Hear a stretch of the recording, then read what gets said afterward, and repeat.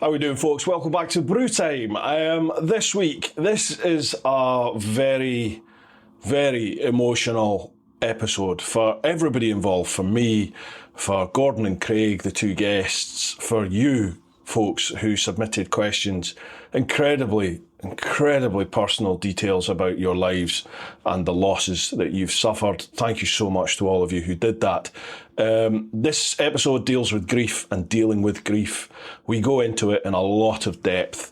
There's a lot of raw emotion there from everyone. I just wanted to give you a little bit of maybe a health warning beforehand. If you are going through grief, or this is something that, you know, touches close to home, I'm not saying don't watch it. Please do watch it, but just be aware that this could stir some emotions for you.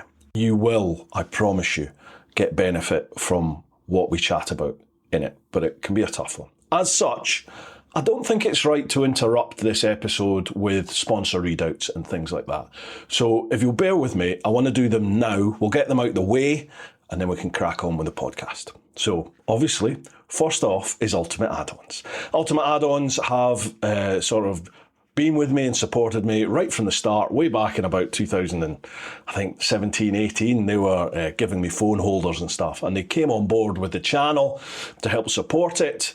Not officially as a sponsor for the main channel, but for the podcast, certainly, when that first started. They've been with us from the beginning. So, Ultimate Add-ons, they're a provider of premium manufacturer of mobile phone and action camera mounting solutions for motorcycles. With a kit for any bike and a proven track record of creating products that keep your device, you know the blurb, I read this through all the time, don't I? They do phone cases. The vibration of your bike will not damage the camera. I've been using them for years, never had an issue. I use the ratchet strap mount and then the case for my specific camera, but I use the ratchet strap one, which you'll find, I think, on the bicycle section. It's not in the motorbike section. I think it's called the Helix strap. Brilliant. I can attach it to just about any bike out there. There's pretty much always a way that I can get this thing attached to the bike and then pop my phone on it. And then obviously I use Kalimoto for my navigation, so I like to see my phone there. They're dustproof, they're waterproof, they're vibration proof, everything like that. You can use the phone as your camera, as a phone, whilst it's in the phone case if you want. They are chunky, they will help protect your phone there. Great bits of kit. Ultimate Add-ons also do mounting solutions for action cameras. They even do heated grips now. They do all sorts. Check out their website, ultimateaddons.com. If you use the code TeapotOne, all one word, TeapotOne, Teapot with O-N-E at the end of it, and then the number 10, TeapotOne10, you'll get 10% off of their range. That code also works over on the Dango Design website, which is the one that does the gripper mount for your helmets, you know, one that goes up on your chin there. So check them out, and a massive thanks to them for their support. We're also supported by the Influencer Store. Now, the Influencer Store helps you build your brand big or small, providing you with a solution and apparel. We help you to increase your fan base while supporting you with starting your own influencer clothing line with nothing more than just an idea or design, and there are no hidden costs. For more info, come check us out at theinfluencerstore.co.uk or drop us an email at online@influencerstore.co.uk for more information. Influencer Store handle all my merch for TeapotOne and also the Brewtime t-shirts. You get them all over at TeapotOne.com. They're a local firm based over in Wales, husband and wife team, the whole family get involved, Roger and Charlotte and all the family. They've been with me for many, many years now. They've been supporting the podcast pretty much from the start as well. So a massive thanks to them. Lastly, a massive shout out to all of you, everybody that's watching the podcast, everyone that watches the main TeapotOne vids. If you're listening to the podcast, thank you so much. I mean, we've just surpassed 500,000 downloads, which is phenomenal. We are already the top 10% podcasts in the world, believe it or not.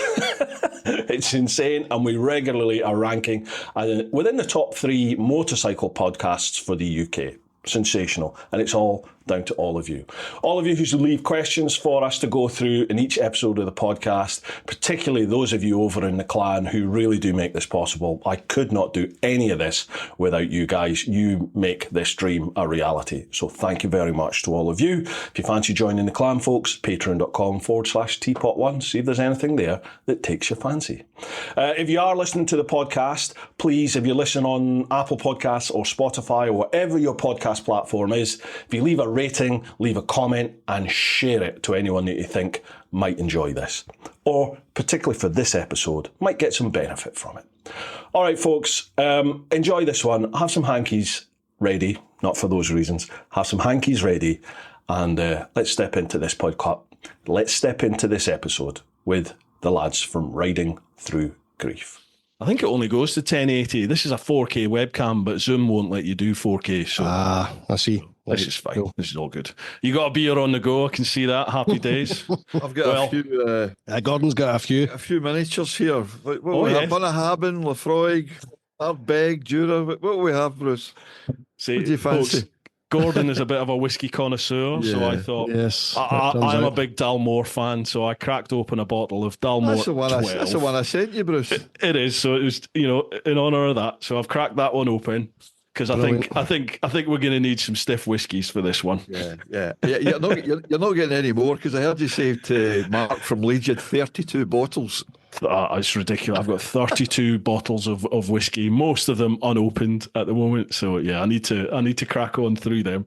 Yeah, listen, before we head on, thanks very much for having us on. I really appreciate it. It means the world to me. So thank you. Absolute pleasure, mate. As soon as I heard your story, I thought that is something that needs to be shared, because obviously you lads aren't the only ones that are going through this, not to diminish what you're going through, but this is something sadly it's frightening, the amount of people that are dealing with this kind of thing. That's the problem. I don't know if you've read the comments at all and the questions. Some of them, yes. Oh my God, there's so many people going through horrific times. Yeah. So, and I've already said to Gordon that I'm going into this with some trepidation, because obviously I lost my mum 16 years ago, and I've never really faced any of it and dealt with any of it. So, I can see this being quite a tough couple of hours. Yeah, it's not an easy subject, let's be honest, is it? Are we up and running at the moment? Are we? I mean, we can be. I mean, I normally just go straight from the off, but yeah. Okay.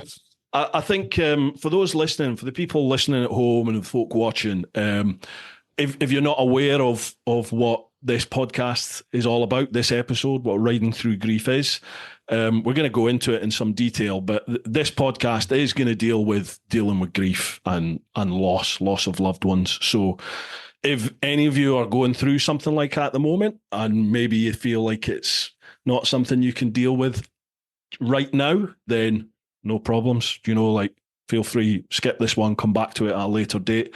But I am positive there will be things covered in this podcast which will help you, 100%, which will help you. Definitely. So, yeah.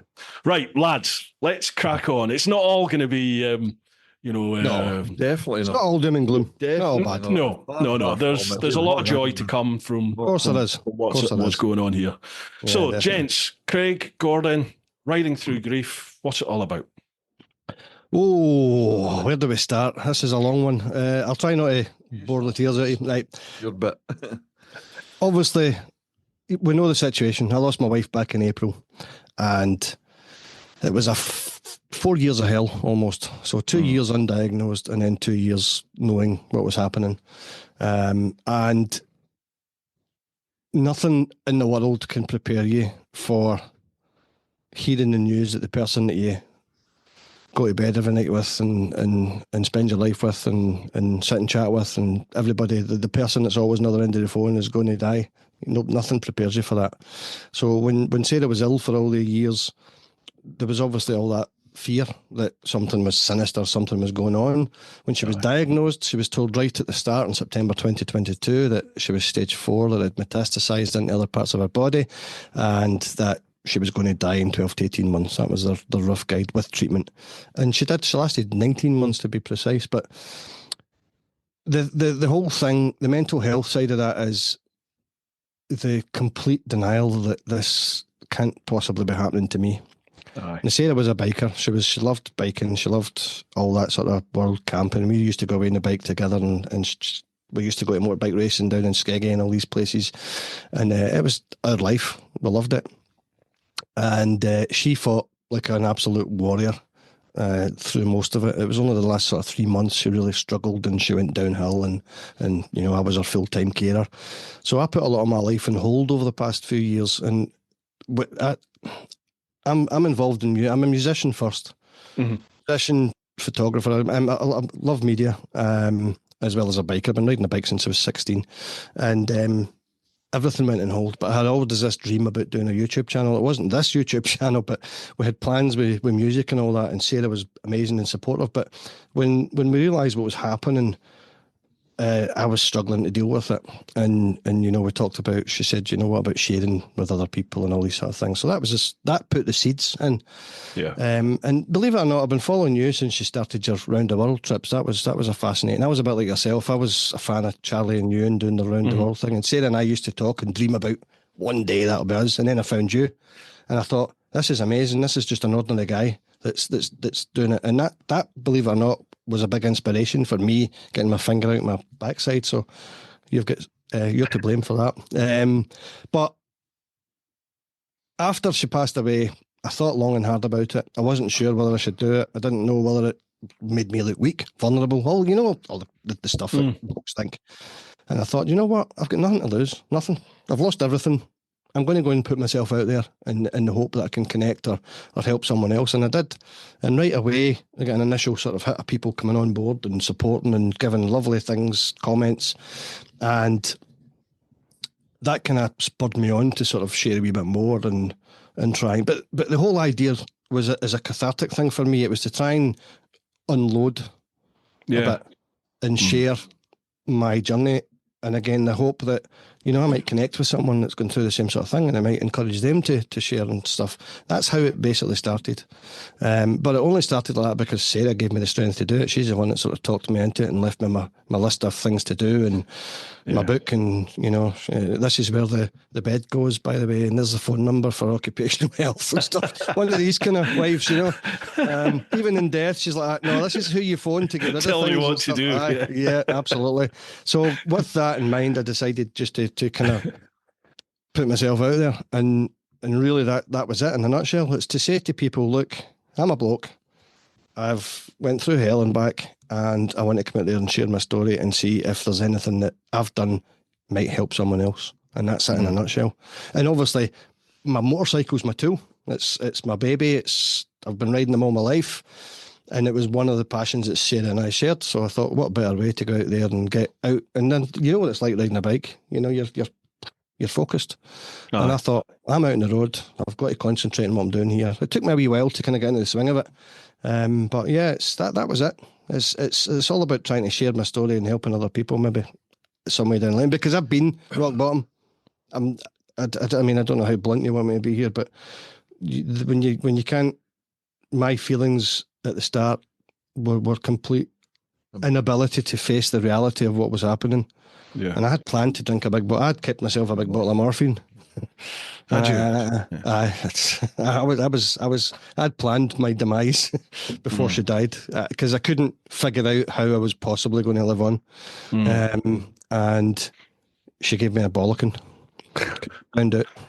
Did she? I don't know how she found it. Her sister or somebody must have caught on to what I was thinking, and she gave me an absolute rollicking for it and said, you know, I need to get my finger out and I need to fight on and I need to do this. So she's been there even in death, kicking me up the arse and making sure. That book to give you. Aye. Well, this is it. Aye, yeah. So it's but aye, that's how Riding Through Grief was born. I thought, if I can do it, other people can do it.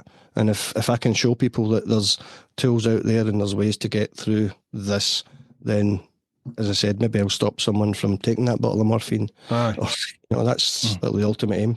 Mental health comes in all forms, isn't it? It's never more prominent than now. Aye, well, my occupational health at work have told me I've got PTSD. My wife had quite a bad passing. I don't want to get into too much detail about that, but it was traumatic. And it's one of these things that for months and months and months I just nightmares, couldn't sleep, and being out on the bike has probably been. Someone made a comment on my channel, and it was quite a poignant comment about someone moaning at them. Oh, bikes, you'll get killed riding a bike. My bike saved my life, literally. And Big G sitting next to me, I think, who's one of the few guys that are taller than you, Bruce. Ah, he is, yeah. You're a big old unit. Gordon was one of the first people that contacted me through the channel, strictly because of what I was sharing out there. And that was the goal in the first place, was to see, look, if I can connect with one person, then, you know, I've helped one person. But I'm hoping that there will be other people that this will resonate with and help. You just don't know, do you? You know, some people don't like to talk about it. Some people might just watch it, and it might give them a wee bit of hope. They might not reach out, but you just don't know. Everyone deals with things differently, don't they? You know, I'm very much a sort of lock it away, and I'll deal with that at some point. You know, when it's time. Yeah. But other people need to deal with stuff there and then, don't they? And get absolutely. it out. Yeah. I was a bit like that myself. I was a bit like, you know, I'll just stick it in the cupboard, the metaphorical cupboard, and I'll keep it away. But the problem with this was it was like a bulldozer. It was the reality. It was just the difficulty of facing that this is really happening. This can't be happening. And it was like that for 2 years. And every time we had a wee bit of hope, or she improved a wee bit, and we thought, oh, this is great, she's picking up, there would always be something that come along. Nothing ever worked, you know. It was always getting a bit worse and a bit worse. And she remained stoic for the whole thing. She was amazing, right to the end. And a quick difference from Sarah thinking there's something not right here to her passing was, what did we say, 4 years? Because my wife was 14 months from I don't feel right to passing was 14 months. Wow. And that was bad enough, you know, 14 months. So, So Gordon, if you keep the mic in front of your mouth, because the audio disappears. That's it. Is that perfect. better? Yeah. Okay. Much better, mate. Yeah. Yeah, so I was just saying that Craig was, he's what you say? This is, I'm training him. His wife was 4 years from I don't feel right to passing away, and my wife was 14 months from I don't feel right to passing away. So I can't imagine what 4 years of that would have been like. But the way I found out about Craig's channel was I was just out to dinner with a couple that we knew, and normally we'd go out in a foursome, so here I was being the third wheel, you know, just the gooseberry out with a couple. And on the way home, my friend Jill said to me, she said, oh, I know somebody who knows a guy who's just lost his wife to cancer in April. And of course, I was March, a month before. I said, well, that's a coincidence. He said, he's got a motorbike. I thought, well, that's another coincidence. And then you'll laugh at this next bit. He's got a YouTube channel. And I thought, I've got a YouTube channel.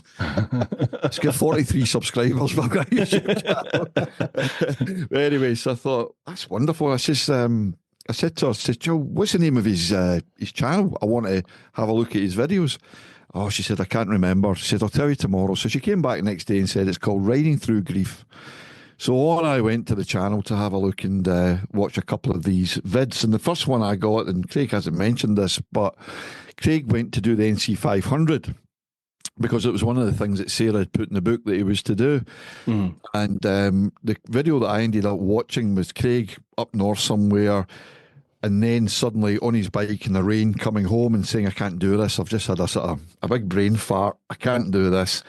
And to your credit, although I'm not going to call that a failure because it's not a failure. It was a failure on my part. But yeah, but here he was feeling really, really down. It's pouring with rain. He's on his way home. He can't mentally hack it, but he's recording it all. You know, most of us would have switched the camera off. So anyway, commented on the video. One thing led to another. Next thing you know, I'm direct messaging him, email, and then I'm like, well, where do you live? He says, I live in Paisley. I said, Christ, I'm from Paisley. I don't live in Paisley now, just not very far away. I said, I'm a Paisley buddy. And he says, a buddy, you know, you're a St Mirren supporter? And I said, yeah. He says, well, I'm a St Mirren supporter. I thought, right, another coincidence. So we'd gone for a coffee by this time in a cafe, and then we even discovered we went to the same school together. Really? Craig's 10 years younger than me, so we went to school together. I look 20 years younger. younger. I know he doesn't look it, but he's 10 years younger than me. So it turned out we went to the same school as well. So we did all this stuff in common, became great pals very quickly. Yeah. And then we started to go out rides together. And you were talking about not dealing with your grief. And the first ride we went was down to Dunure Castle. There's a series of videos there with the two of us around them. Yeah. And what started to develop was, because as I said to you down in Spain, I said, I'm not particularly intelligent, but I'm very analytical. I'll take anything apart. And I took grief apart and put it into about 20 different aspects. Aye. And I started to do little snippets on each of our videos on different aspects of grief. And the first one was all about where and when do you deal with your grief. So, for example, I'm at work.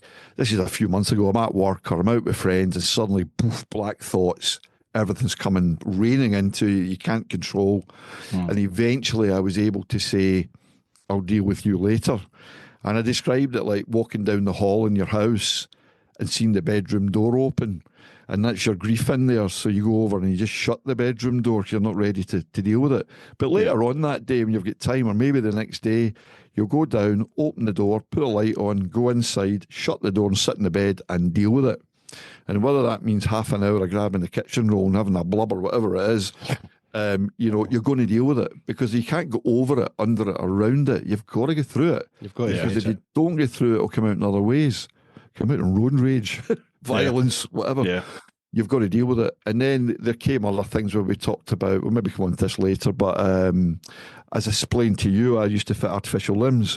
And when someone loses a limb, particularly in a motorbike accident, it happens very quickly, they get phantom limb sensation. They feel as if their limb's still there, itchy foot and all that. So then I did it. I'll maybe come back to this later, let you say a bit more. But I started to talk about phantom Ruth sensation. My wife's name was Ruth.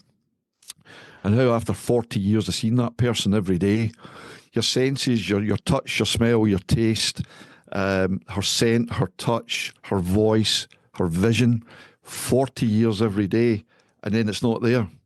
And like the limb that's just been cut off, all the nerves going to the brain are still there. So my brain was craving to hear and to see this person. And so you would conjure up an image of them very, very, very easily. It wasn't hard to do. Yeah, You definitely. looked at them every day for 40 years, Yep. with certain exceptions. So it was almost like having phantom Ruth sensation, where all the nerve endings from my five senses were telling my brain, where's this person going? I can still hear them, I can still see them. Yeah. And I think, as I say in the thing, I think that sort of thing subsides eventually. That part of grief subsides because your brain isn't used to seeing them every single day. As time goes by, you don't forget, but it just becomes a wee bit easier. Yeah. In terms of this image and this voice, you hear the voice. The third one, basically, and this has been kind of a bit brief, the third video we did on this kind of thing became known as a Gordon Gem, and it was on rituals. It was things like, in simple form, come in from work with your spouse, have a gin and tonic at 6 o'clock at night, talk about your day. They've gone now. Are you still having the gin and tonic, or Are you still doing the things you did? Are you only doing it because they were there and now it's just you having a gin and tonic, your own, feeling very, very sad? The other little aspect to this, before we move on, was that my wife loved her patio. She loved all her potted plants that she kept really nice. And you look at the patio now and it's not that great, I've got to admit. And I feel a tinge of guilt about that. But you start to examine, should I feel guilty about that? Post-apocalyptic it looks. Yeah, and you talked about you talked about the crafts, but I went on to say that was Ruth's passion. I helped her when she wasn't ill. I did it all for her. But just ask yourself this: like Craig's wife, my wife loved the bike. We went to 18 countries on the bike over the years, and she loved the motorbike.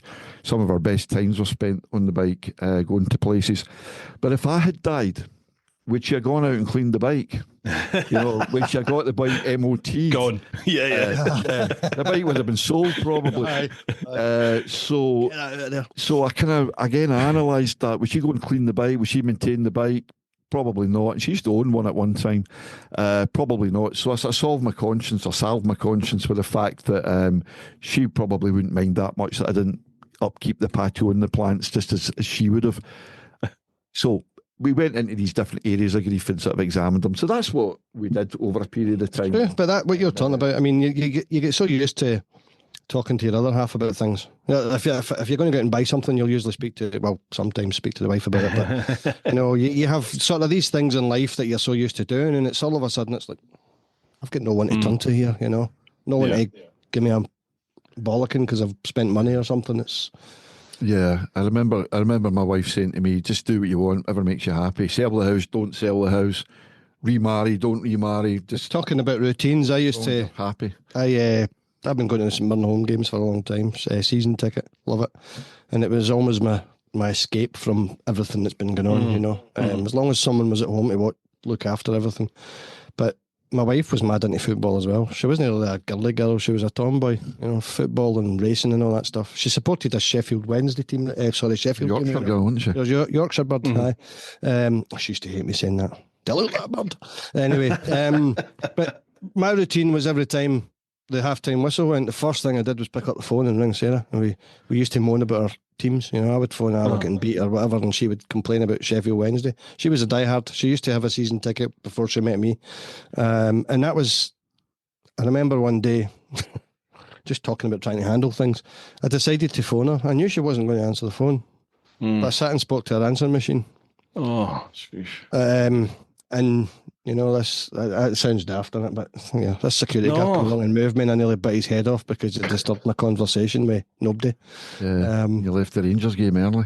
Aye. Handle it. Yeah, but one of these things. That must be quite consoling. That must be quite nice to have her voice there still, to be able to hear it. Yes, it's. For months and months and months, I was obsessed with sitting at night and looking at pictures and listening to things or videos and things. It's only really in the past 4 or 5 weeks I've started to come out of that habit. I started counselling not long ago. Light at the end of the tunnel. And they've been a great help. I think someone asked about counselling and the questions. I can get into that later on if need be. But there's it's something that's helped me sort of refocus things. But yeah, hearing their voice, looking at pictures, it was becoming a bit of a morbid obsession. And I didn't sleep for 4 months, so it's... I can see that, But that day, I thought, I phoned in and I realised what I was doing. I thought, what am I doing here, It's such a hard... It's just rituals. It's something that I did every time there was in the half-time part of the game. Yeah. And you have guilt as well. Well, I do. Like, you almost have a feeling of guilt for moving on. It's like...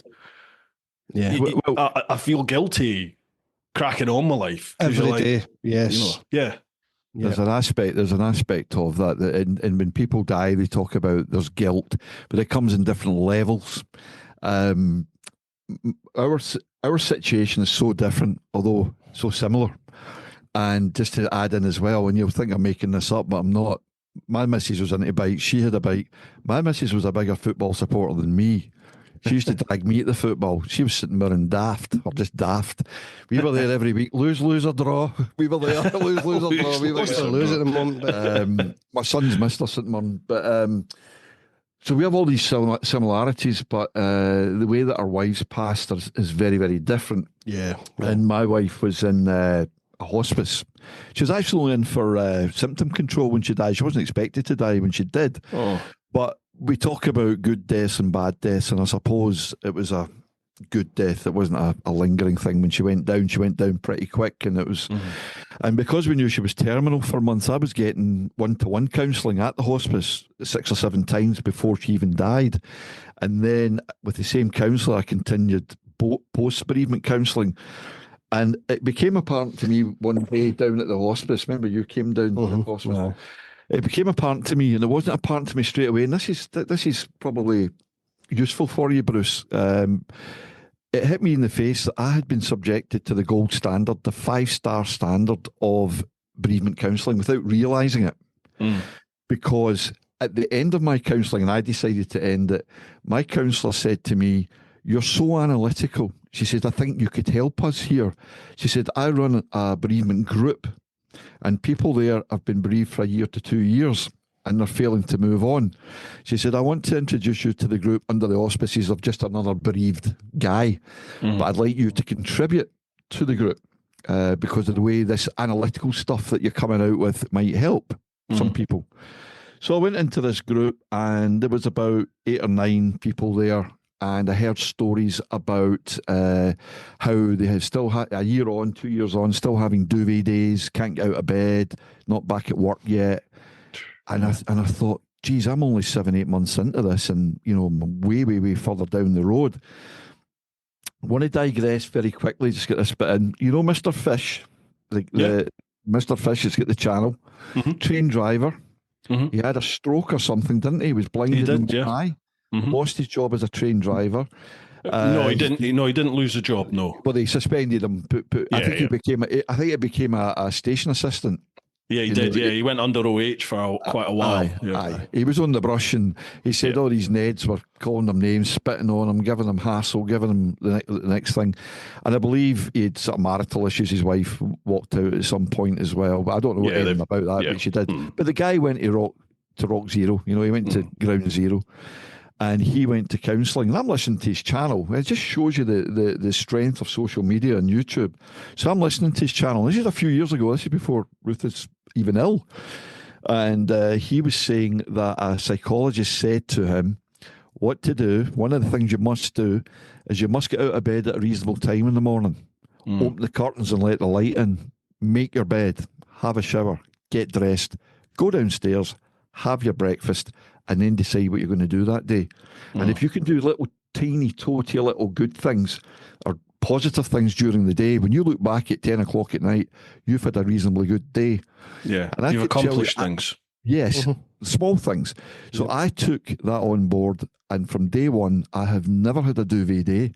I don't think I've been in bed after 9 a.m. in the morning, because if you stay in bed all day, day turns into night, night turns into day, you can't sleep, you end up on sleeping pills, maybe antidepressants and all, and then down the cycle you go. Through listening to Mr. Fish, he kind of saved me that aspect of it.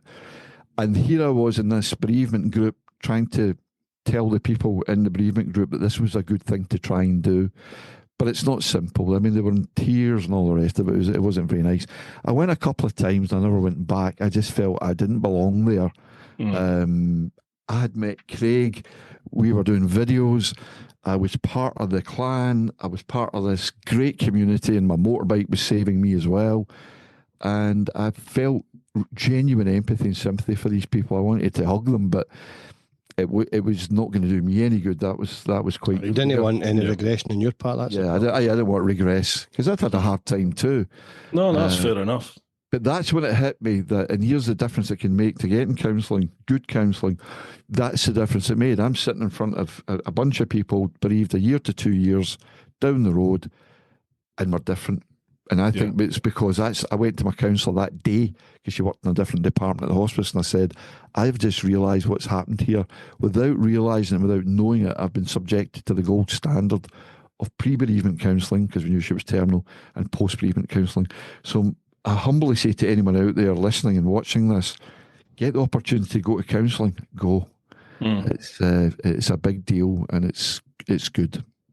I've got to admit, I'm just the type of person that just I don't know. It's been offered, and in my previous life, I know you were a copper as well, Gordon, in a previous life, and so the things that you deal with in that job, there's counselling available, for you. But it was just, and it still is not something that I think to myself, I can benefit from that. I'm going to go and seek that. So I would always just, no, it's all right. I'll deal with that. I can deal with it. I can deal with it. But it's true. It does. It maybe not the next day, maybe not a week later, maybe not a month later, years down the line, you start just getting, I get little flashbacks to stuff that you deal with. Yeah. And it can be a simple thing. Like just, you can be watching the telly and there's something comes on the telly and it makes you, it reminds you of something that's happened. A song or something. A song, jeez. So the old lump goes in the throat and you're like, God Christ. If I remember right, your mum came to stay with you in the last week. Yeah, she did, yeah. About her last year, maybe 2 years. No, about last year, I think. She lived with me in the flat, yeah. But I never thought she was actually going to pass away. Yeah. You know, I just thought she'll get over this. She'd It's eaten it difficult before. to accept that step. It's difficult to admit to yourself that this might be a reality. And I think most people's reaction to that is like yourself. Oh no, they'll find a cure. My wife kept saying that for 16 months. I'll get better. They'll find a cure. They'll find something. See, Mum had fought it for 10 years, and you know she'd got the 5-year all clear at one point, and you know they were like, "Oh, happy days!" But within a year, it had come back. So, and it'd come back 2 times before, where she'd gone through treatment and they'd managed to get hold of it, and we're like, you know, it will kill you eventually, but you know, you're talking 20 years down the line, you're okay. Yeah. And then so on this last time, I just didn't think anything was any different, to be honest. And then I remember when it really hit home, she was unwell and had to go into hospital. So we had to call an ambulance to the flat to take her into the hospital. And I remember going with her to the hospital, and she needed to move up the bed, and she didn't want to bother the nurses. So she said, "Could you help me move?" So I said, "Yeah, no problems." And there's my mum, who was a stocky woman. You know, she was 5'6", 5'7". She was a stocky woman. She gave birth to me, and my brother's even bigger than me, you know. So, and I remember I picked my mum up like she was like a little baby. You know, she was just a bag of bones. Or something. Yeah. And I just hadn't noticed that. I'd not noticed any of it. And it was like, oh, wow. You know, it was like a sudden realization. But even then I thought, no, she'll bounce back. She'll bounce back. Because she's done it before. Yeah. And then she ended up in a hospice, and I think she lasted about 10 days. And it was really only in the last 5 days or so that it was like, oh God, she ain't coming back from this. Yeah, Sarah went down quickly. She did great up until probably February or March this year.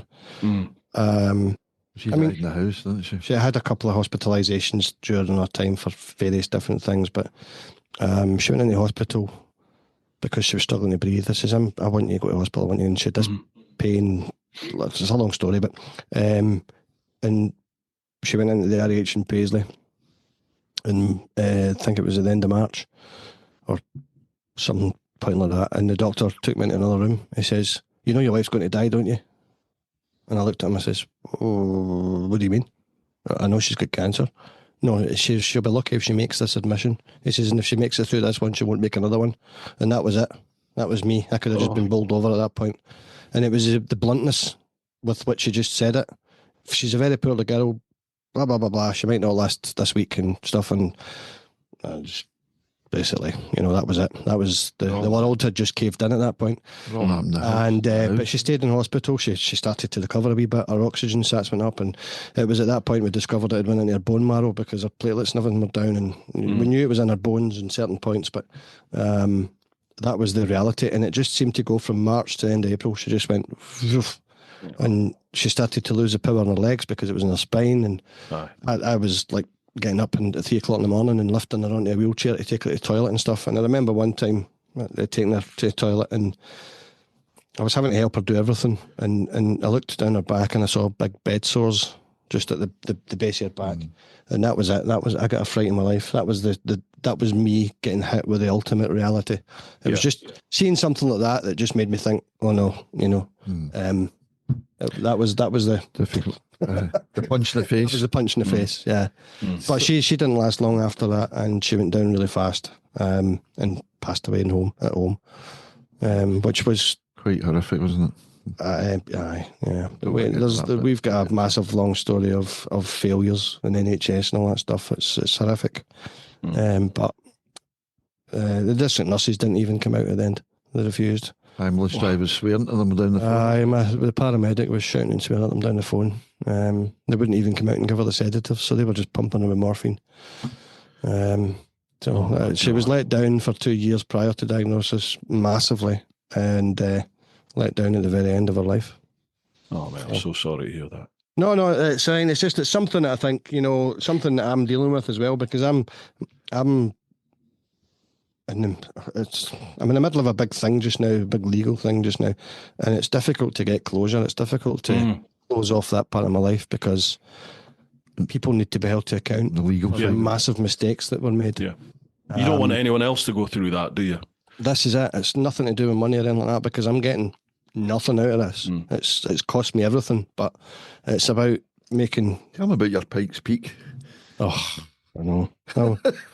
My wife, she last year we came back for a holiday and she took some retirement money out. Well, retirement. She was only 36, but she was able to cancel her pensions because she got a certificate saying I'm dying. So, and she took money out and bought me a Ducati Pikes Peak, fully loaded with a Kropovich race system on it and everything. 36 grand, and it got delivered in March when she was going downhill. The Ducati, not you. Aye, the Ducati, aye. And Ducati, sorry, not to me, aye, to the store, the showroom. But obviously I spoke to Simon and says, look, I'm in the middle of this. And he went, oh, no problem.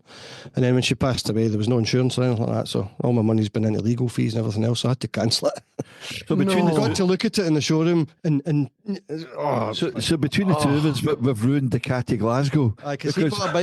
Because I walked in and I saw this Pikes Peak sitting. This is before I knew Craig, and it said cancelled order on a label. And he was telling me about his Pikes Peak, and I says, I've seen that. It's sitting there with cancelled order. I go in and I buy a Ducati Desert X, the new Traveller one with the boxes and the centre stand and the bigger screen and all that. So I buy that about 3-4 months ago. And oh yeah, you'll have it by the end of July. So then I got a call, well, it'll be August, and it was September, and then it was, and I was running a Yamaha Tenere at the time, my 700, and I went to the salesman. I said, forget it. I says, give me back my deposit, my £1,000 deposit. So now my bike's sitting up in Ducati with cancelled order on it as well. and they've only got one salesman now. They've Raymond and Simon. Simon's gone, and I think we've ruined Ducati. It was a dream bike for me. I just really fancied the Pikes Peak version, the 17-inch front wheel for the handling and everything, and I just loved the look of it. The single-sided swing arm. They gave me a multistrada to play with for 3 hours, a V4S, and I loved it. But the Pikes Peak was a wee bit more aggressive, slightly different position. And it was only the fact that it was a Pikes Peak that I was able to cancel it at such late notice, because if it was a standard multistrada, I would have been stuck with it. But because the Pikes Peak's made to order, I'd waited 9 months for it. He said, I've got a waiting list the length of my arm for this bike. So he was able to... So it's gone now then. He's managed to ship it on. He said he would shift it on, no problem at all. So the reason I ended up in the Picos for the KTM, I probably told you this, because I cancelled the Ducati. That's what was going to come on, this brand new Ducati. So for folks at home, Gordon just came to Picos with me on the chicken strips thing with myself and Simon. I will come back to that. Anyway, so I think as I said to you in the pub, Bruce, that I noticed the place that I bought the Tenere from. The pub, you mean the gym? Yeah. The gym every night that we went to. The gym each night. The gym, not the pub. I know the truth. So the KTM that I'd traded in, the big white 1290 that I was on, right? So I traded that in for the Tenere, and eventually went back and said, take your Tenere back, I'll have my trade-in back. So I bought my own bike back that I'd had for 3 years before that, which is quite nice in a way, because that was a bike Ruth and I had been on touring and stuff for a couple of years. I had some association. We'd been to Ireland a couple of years before. So yeah, that's how I ended up there, and that's how we ruined Glasgow Ducati, isn't it? Yeah, we managed to ruin them together, yeah. I was keeping my RT as well. That was going to be my winter hack. You still got your RT now though, haven't you? Yes. What was it you said, Bruce, when I went I was just about to mention that. What was that, Bruce? Tell them about that. On a video saying that. But most of my biking life, it's been super bikes. That was what good, Fireblades mostly. I had 3 Fireblades. My last bike before the RT was a Hayabusa, and I loved it. And I was a commute to work on the other side of Glasgow, and you know what the M8 motorway is like. And I was riding back and forward in the Hayabusa, and I was got a sore neck because I was always trying to filter through. And I said to my wife, I'm going to get something a bit more comfortable, and ended up with an RT. And I always remember saying to her, I'll never buy one of them. Never have one of them. And the police ride them, and when you buy them, it's all IAM and all that bump. I love it, absolutely love it. I tell you how much she loves it. Have you ever, I know you're way down in Kent here, but have you ever heard of a play called He's No a Billy, I'm a Tim? You ever heard that play? No. Rangers Celtic thing. It's the Old Firm game. Rangers are playing Celtic, and a Celtic supporter and a Rangers supporter get arrested at the game, and they're stuck in the same cell together. It's good fun. It's and they're like, what, and it's called He's No a Billy, I'm a Tim. Anyway, we went to see it last Friday night, and when it was really good, by the way, really, really good. When we come out at the end, we went to the pub, And just to back up what Craig's saying, I said to him in the pub, I says, if I gave you £25,000 right now, what bike would you go and buy? And he come back and he said, I'll get an RT. So there you go. I've ridden, listen, Wow. it goes to Motorrad in Glasgow for servicing. So I've had a 900 XR. Uh-huh. I've had a GSA 1250 trophy. Mhm. I've had another RT. And I got on the 1250 GS and I thought, this is going to kill me. I'm going to want to buy this. And I rode it and I loved it. I had it for about 5 hours that day before I went back up to get my bike.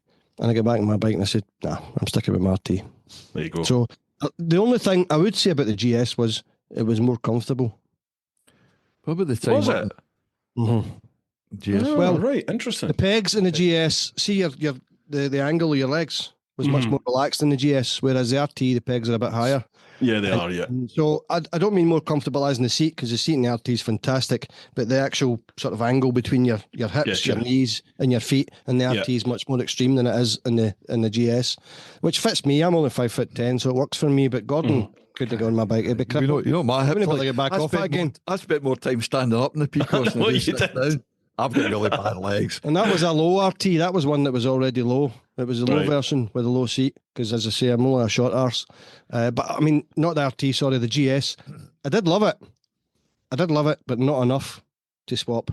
And I've always wanted a GS as well. I've just been out on the 1300 GSA today. What a shot. Gordon's got a hankering for one of them. What we're thinking? It's a special bike, man. It is a really special bike. It's really dividing opinion, though, isn't it? I mean, there's people out there that are absolutely. I think it's dividing opinion for those that haven't seen it in the flesh, I think. I mean, I was one of them on the launch. When I saw the pictures at the launch, I hated that thing. I thought, what have BMW done? I thought, you've killed the brand, the GS brand. It's fucked now with this. And then the next day, I just saw, there was a picture of a certain angle, and I saw it and I thought, oh, I quite like that. And then every day, there was just a different picture coming through, and I'd be like, "Oh, I quite like that. Oh, I think I'm liking this." And then I saw it in the flesh at my my local showroom about a month or so ago, and I sat on it, and I was just, "Oh wow, this is what a GS should feel like." You know, massive, big bike. That's so they what gave I've me it. like. They gave me it today when my bike was getting the decat headers fitted. Yep. So they gave me the GSA for a couple of hours, and it's. I will say, I'll spoil the vid. I'm doing a vid on it anyway. I'll spoil the vid. I prefer my bike, but only now because I've put the decat headers on my bike, and I've put, I've put different foot pegs on there. I've spent a lot of money on my bike. You've done a lot of work. You switched off the anti-wheelie and all that, and that made a huge difference because it was it was too refined. It's just the new GS, the 1300 GS and the GSA, if you just leave it standard, so whack it in Dynamic Pro, but don't fiddle about with anything, it's still too refined. It's fast. It's fast as... they're good engines. They're good engines. But it doesn't, I have the saying, Tickle it doesn't tickle the danglies, no. You turn anti-wheelie off, and all of a sudden it starts. You can literally lift the front on the throttle, no problem, and you can have fun with the thing. Yeah. It's not quite a KTM, I'll give it that. It's not a KTM. I struggled to keep up with you that day. So you were doing all right. Every time I turned around, you were stood up. I know. You're still there with me. I was getting in corners overtaking people. Stood up. I know. 80% of the video I've got, Gordon is standing in the bike. I've got decat headers on my bike. Have you on the RT? Aye. I went in for an MOT and it come back out. You know the wee flapper valve you get on the BMers? Yeah. And he says, "Oh, it's sticky. And the guy says, "Look, it's going to cost you 1,200 quid. I says, no thanks. And I bought, it was Black Widow, I think. I fitted them myself and delighted. I bought a wee defeat device, a wee device that goes into the ECU. And the solenoid thing, yeah. Big difference in sound. Aye, yeah. It sounds like an animal. It looks like a twat, but it sounds like an animal. Tell Bruce about the video you made keeping up with the sports bike up north. On the channel. Yeah, you can say it. I was in the NC 500, my friend and I. Second time you went. The second time I went. Like you can run the world. They had a second bite at it. And we got overtaken by a Panigale and a Gixxer 1000, as if we weren't moving. And I'm a competitive arsehole, I really am. And I'm looking at, I've got my bike loaded to the gunnels, panniers are full. I've got an Overlander, a Lone Rider Overlander in the back, my tent, tripods for my camera, everything. I decided to chase him, didn't I? And I quite kept up with him. I was proud of myself. In fact, he slowed me down in the bends. Now, there's a couple of theories in this. I thought He came for Kent. aye, this guy must be some. He was just, and I thought, why am I slowing down behind this guy on the bench? He's riding a Gixxer 1000. He should be leaving me for dead. I mean, he should have Offski. But it was a 10 minutes of madness. But the RT made me proud. I'll tell you, it did me proud. Makes you fall in love with your bike all over again. An old man's bike, as everybody says, or what is it you said? Your life's over when you ride an RT or something like that. Oh, taking the piss. You know I'm only taking the piss. And I can it's quick, that right? Aye, it's a quick bike, yeah. Well, it's the same engine as the GS. It's a Boxer, aye. Mm-hmm. I'm not just saying this to blow smoke up his backside, right? But you think I can ride a bike? You can ride a bike. You can ride a bike. The RT can surprise people. I think it's. Oh yeah, and it handles like it shouldn't. Now, the GS has got a 19-inch front wheel, hasn't it? Or is it bigger? Yeah, no, it is 19, yeah. The RT obviously has got the 17-inch front wheel, so it flings from side to side like you wouldn't believe. You've ridden an RT, you must know how well they handle. Yeah, I did my police course on it. That's what great. We had. It's no wonder the police use them. But yeah, I think it probably surprises people. I think it surprised the Gixxer rider that day. It's me. Remember that time up the Braes you went past me? Oh, I've just stuck it in dynamic. That's right. Yeah. It's a sofa shouldn't go that quick, should it? No. Oh, it's yeah. When you start scraping bits of the bike on the ground, and things like that, it's you're pushing it a wee bit. I've pushed my luck a few times. Aye. I don't know if you've ever watched any of the videos we're in together. There was ones because Craig's got loads and loads when he's on his own and he's vlogging going to work, but the ones that we do together, that's because I can't afford to go to P-Cross. The way Craig edits it, it's like 10-15 minutes of us biking together on comms. We both get Senna. I had to invest in Cardo to come to Spain. That was my fault. We both get Senna. That wasn't your fault. And we're blabbing away and we do sort of, it's probably an hour or something, but it's edited down to 10-15 minutes. All these videos are 10-15 minutes of biking. Then we usually end up here. It's not always here. End up here. I'm talking about rituals or Phantom Roof Sensation or something, and that's the way it's edited. And then the last 10 minutes of the video, back out on the bike, back out on the road, and that's the format of the videos. Bike, serious chat, bike. Gotcha. But the ones that we're in together anyway, and then we've got mine's are usually just me moaning about things. A podcast as well. We did as well. I've been watching your podcast. Well, I'm supposed to have a podcast coming out on Sunday, and he's got his finger in so many pies, it's unbelievable. I'm absolutely frazzled. I'm doing podcasts for another group that's to do with tourism. And we were away doing a paranormal investigation. In a pub in Paisley. When I say we were doing a paranormal investigation, I was filming it. And this pub in Paisley has been there for over 100 years, and apparently there's ghosts in it. The punters have complained of ghosts, the bar, the owner and everything. So somebody said to me, by 10 o'clock at night, they're going to shut the pub early. And so I said to the guy that was organising, I says, I'll give you a wee camera, a wee Nikon camera, I'll put a wee mic on it, and you can do a wee sort of vlog thing. You know, the most haunted, try and make it exciting. Yeah. So I'm going about with a big camera on my gimbal, knackered. 4 hours we were there. 20 to 2 in the morning before I left the place. I've got 8 hours worth of video to edit or decipher, more to speak. Did anything happen? Noises. Oh, aye. Back or something, didn't you? Lots of noises. It's all on camera. Words, noises, mumbo jumbo stuff that was a bit freaky, and that. Somebody touched. As if somebody went like that with their finger down my back, and I thought, I'm standing there because I was just filming happily, and I was in the corner of this basement, and I turned around and I looked and they saw me moving about because I had a light. So as soon as the light turned away, they looked up at me as if to say, "What are you doing?" And I was like, there must be a wire dangling down there or something because something's rubbed off my back. And right away they're like, "Oh, nah." I'm a skeptic. I'm not going to lie. I'm a skeptic. And there's a room in there. How did we get onto this subject? There's a room in there that's all the fingers you've got in pies. Aye, that no one will go into. So me being the skeptic twat that I am, I thought, I'm getting in there, camera on, switched the light off, and I stood in the dark and I says, right, bring it on. Prove me wrong. but I was only there about 30 seconds. I shat myself and went back out again. Not much a skeptic. There was too many noises going on for me to nah. So the voices. I mean, I let Gordon hear about it. But anyway, how did we go on? So we were talking about podcasts. So I'm supposed to do my own podcast, but I've not had a chance to do it because I'm spending all my time doing the podcast for the tourism company, for other bits and bobs, other projects. I've got music stuff to do. We're doing a charity song for the Beats and Cancer charity in St Vincent's Hospice. I'm working on that now. That's been a year in the planning, dealing with licenses and dealing with NHS and getting permission to film in the hospital and all that stuff. So I'm hoping that when we release this song that in the video that it's going to raise some decent money. So that's a massive project. And the thing is, I'm doing it all myself. I've got some people to help. We're in my wee studio here, so we've got my keyboards and stuff. So I need to record all that, get that down onto audio, and then I need to film it, and I need to film a choir. We've got a big choir involved with it. We've got a school choir involved with it. We've got three lead singers, and then I've got to film it all, and then do drone footage at the hospital and it's a Live Aid. figure out how to put this together. So my brain's about done.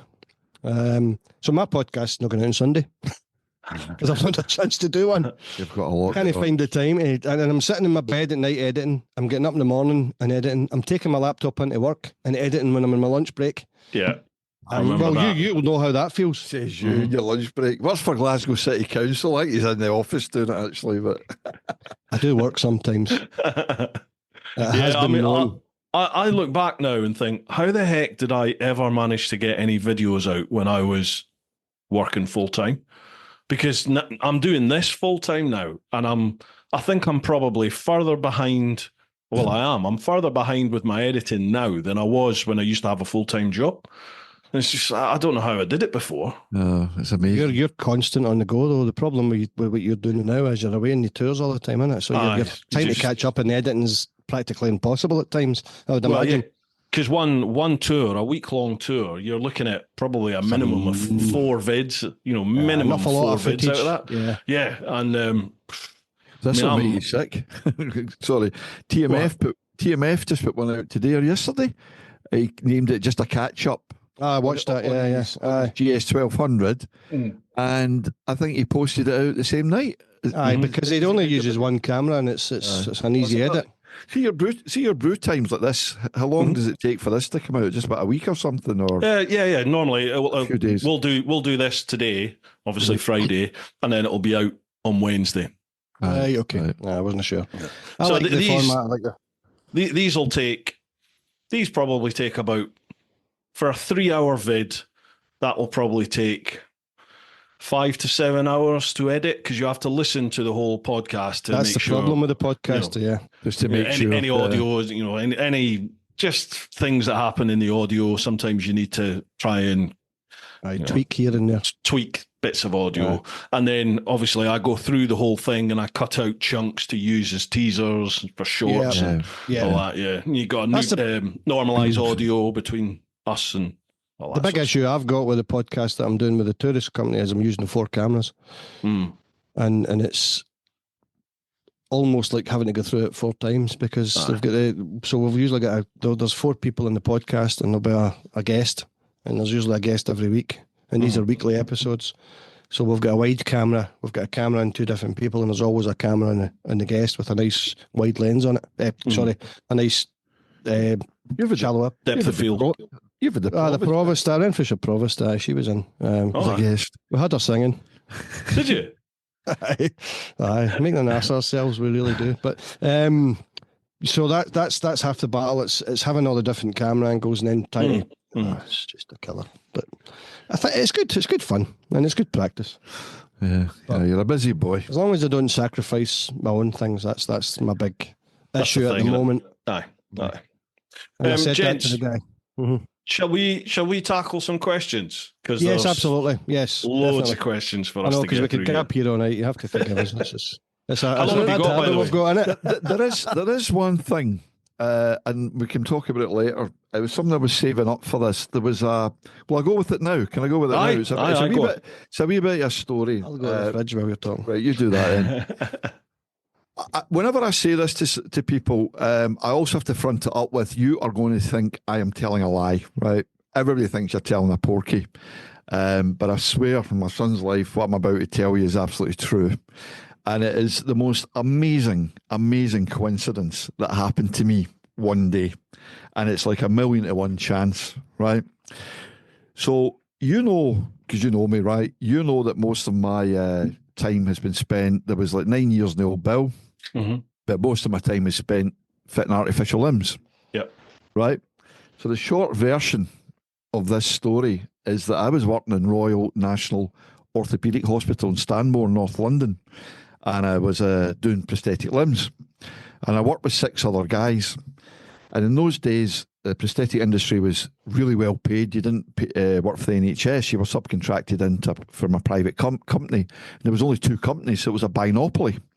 So we had government contracts. Didn't have to be lean and fit. You just spent what you wanted, gave people what they wanted in salaries. And you get paid a fortune, if I can just put it that way, right? So Lord McCall in the House of Lords decides to do an investigation in the industry to say this is costing too much and the standards aren't very good. We need to introduce some more competition. So they encourage guys who work together as artificial limb fitters or prosthetists, not prostitutes, but prosthetists, to set up their own companies, a bit like dental practices. And then when they were bidding for contracts in Manchester, Birmingham, Leeds, whatever it was, they would win the contract by being cheaper than the next guy. So their profits are less, so they can pay their people less. And nowadays, back in 1993, I was on the equivalent of 100 grand a year. And now as a prosthetist, you would get paid the same as a physio. A decent salary, but, not the money that we used to be on. Because this Lord McCall broke it up, brought in all this competition. So the guys I was working with in London decided they were going to put a company together and they were going to bid for contracts. They all went to the bank. They'd lived in London for years. This is a long time ago. They all borrowed about 50 grand each, equity in their houses, which was a lot of money then, to set up the company. I'd only been in London about 18 months. I didn't have any equity in my house. So they said to me, look, if we win some contracts, we'll employ you. I said, right, fair enough. So they go off, they bid for contracts. They get contracts in Luton, Wolverhampton and Cambridge. Now, I was living in Bedfordshire at the time, near Luton. And he says to me, do you want to come and work for us at the Luton Dunstable Hospital? And I said, yeah, absolutely. Why not? So I went and I worked with them for 6 months at Luton Dunstable Hospital. This is 1993. And there was a patient that I had there, and it was a young black kid. He was about 15 years of age, and he had an above-knee artificial limb. And I saw him one day, years after he'd got his limb, and he'd put weight on, and he needed a new socket, he needed a new limb made. So I made him a new limb. And the story in his file was that his brother, who was a drug dealer, had inadvertently shot his brother in the leg and caused him to lose his leg. So this 15-year-old kid, his brother shot him in the leg and he lost his leg. So I fit him with an artificial limb. 6 months after that, I leave prosthetics to go into the police. Right. I was in the police down there about 4.5 years or something like that. 3 years in, I'm out in the car, I'm on my own, covering the beat as you do, driving around, call on the radio. That's a massive brawl in the street, 10 o'clock at night in a certain location, my area. Losing twos, off you go, round the corner, Zulu Dawn in front of you, right? There's people getting bottles going everywhere and everybody getting weighed in. So normally I was notorious for just steaming in and getting a row for it, but I looked at this and I thought, I'm going to get some backup here. so it was Saturday night, so the van crews were out. So in a couple of seconds you hear the blues and twos coming, the cavalry coming over the hill. So as I'm sitting there kind of going, well, what will I do? I see Man A wearing yellow trousers, pick up a bottle and scone a guy over the head with a bottle. And I went, well, you're getting nicked because I've just seen you do that, So when the cavalry arrive, I jump out of the car, I grab this kid, put him in the back of the car, try to get an ambulance for the guy who's been hit over the head with a bottle, but he's disappeared. I don't even know where he's gone. So I've got this kid in the back of the car, say a kid, he was about 20. Get him back to the Nick. By the time I get back to the Nick, the custody sergeant's going, all the search rooms are full, the cells are full. Take that guy into the doctor's room and search him and bag up his property. And once you've done it, bring it back. So I take this guy into the doctor's room and I'm certain I'm padding him down. I'm going down his leg and I go, have you got a prosthetic limb? And he goes, yeah. I looks up and I go, Danny. And he goes, Gordon. It's the same guy I made an artificial limb for. Really? I don't believe it. I arrested a guy that I made an artificial leg for. Now, you can understand why everybody goes like, I rubber you, that never happened. Definitely not. I'm telling you, million to one chance. I was just going to say, what's the chances of that? That is my big coincidence. Have I ever told you that? No, I was just thinking when you went into the brawl, did you give them a chance to get a ladder? But so there you go. That's the huge coincidence that happened to me in my lifetime. I arrested a guy I made a limb for. I've just realised you lads are. I've just dropped it. You lads are wearing poppies. I've got a poppy here, and I haven't put it on yet. Hang on, and I've just dropped the pin. I had a pin in it. I couldn't find mine. I've been rescued. I've got it, but I can't. I just dropped the pin, and I can't see. I wouldn't worry about it. In my beard. There you go. The thought was there. My wife went out specifically to get one of them for me. Brian will be watching. Brian will be watching. He will be. Right, let's get on with these questions. So we'll head over to the clan over on Patreon. So it's patreon.com/TeapotOne. First one, Biker Buddy Lee. Hi to all. Hope life is good or as good as it can be. Firstly, sorry for your loss. And as someone who lost their daughter, I can relate to the effects of grief and how not to deal with it. But more importantly, how to deal with it. Gee, sorry, Lee, mate, I had no idea. So my question is, what's the first thing you would say to someone who is lost in grief? I'll definitely have a look at your channel. Stay safe, all the best, live your life. Wow. First I've got some ideas, but... That's quite a difficult question, actually. God, the first thing, I mean, because obviously losing a child is not something that you ever imagine. I mean, I've got a daughter who's just lost her partner. I know. That's another story. I can't imagine losing your child because no one should ever outlive their child. That's a whole different type of grief. It's all very different, isn't it? Yeah. But for me, I'm just trying to live on in my wife's memory. I'm just trying to do what I think she would want me to do. I didn't know how to deal with it. So if I was bumping into someone that was grieving or just lost someone, I would probably tell them to face it head on. I would probably. It's one of these things that Gordon had hit on earlier on. You can't really avoid. You can't just close it off and talk to people, talk to friends, talk to family, talk to anybody. That's the biggest thing that's got me through. You know, I've only started counselling. It was my OH department at work. Local government, you know, they've got a big OH department. They got me into counselling, and I'm in group sessions with the bereavement counselling team at the charity, the Beeching Cancer Charity, and that's been interesting. But I mean, I'm 5 months down the line before I even started that, because up until then I say I'm not going to counselling, I'm not doing this. But the biggest thing for me was talking. Trying to just keep it in and bottle up was crippling. So my initial reaction to somebody that's suffering from grief is talk to someone, even if it's a stranger. Sometimes a stranger can be better. Someone that someone else that's lost someone, you know, it doesn't have to be a family member, but yeah, talk, share, get it out your system, speak about anything, rant, rave. You've got to deal with it, you've got to face it, because if you don't, it's going to come back and bite you in the arse at some point later down the line. I've got three things on this. You know about this. Just a slight digression. About 4 days ago, you maybe end up watching this. Someone who I haven't spoken to for 40 years. I got a text from a guy who used to ride with 40 years ago when we were teenagers. I knew his brother better, actually. He was the big brother, but, you know, I knew the guy. And I knew about a month or so back that his wife was terminal with cancer. She had a brain tumour. And out of the blue, I've got the text on my phone. This guy's somehow got my phone number and come through and says, Gordon, I won't mention names, I've lost my wife. I know about your situation and I've found the channel. I said, how did you find the channel? He says, I just searched grief and stuff. And it came up with... And this is a guy that doesn't live very far from me. And I've decades since I've spoken to him. And he said, I would like to meet up with you guys.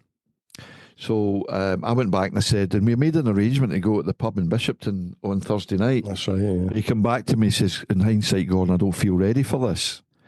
I said, listen, if it makes it easier, why don't you just come up the house and have a coffee? You know where I live. Or I give you the address. He maybe didn't want to go into a pub environment. He only lost his wife 6 weeks ago. And he said, perhaps in a few weeks. Now, I'm not going to give up on this bloke, right? That's what we are here for this guy. He's a biker, by the way. He's got about four or five bikes, this guy. He's a big biker, this guy. And he's just lost his wife.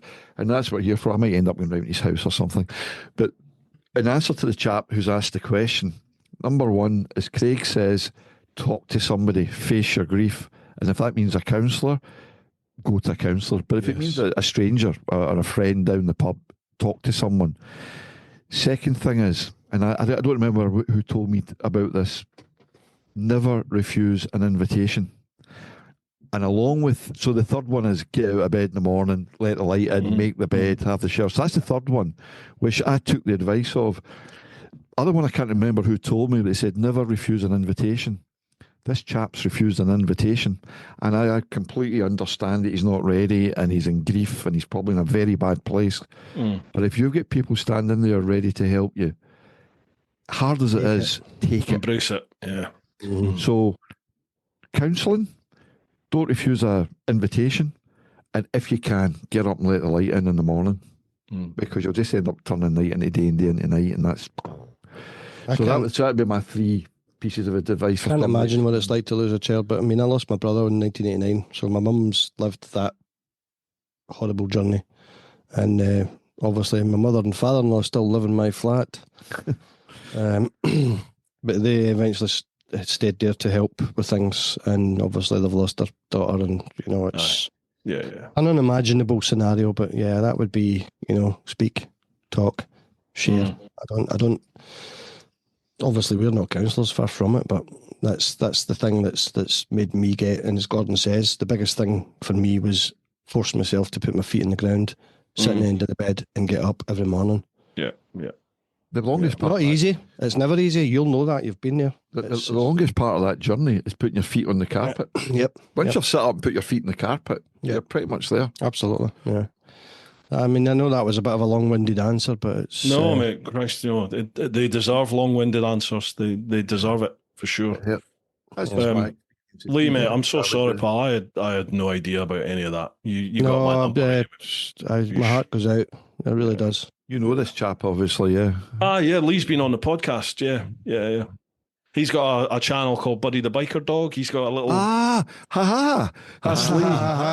Yes. I was out on a bike ride 6 weeks ago. Not even, 4 weeks ago. Rest and be thankful. You know the rest and be thankful. Pulled in there for a coffee and a wee rest and be thankful. Who pulls up but a guy in a motorbike with a wee dog hanging out at the top of the tank bag, which I've seen before. I've seen a German guy do this with his wee dog with a wee Biggles cap and all that. That's it, yeah, there's a few of them, yeah.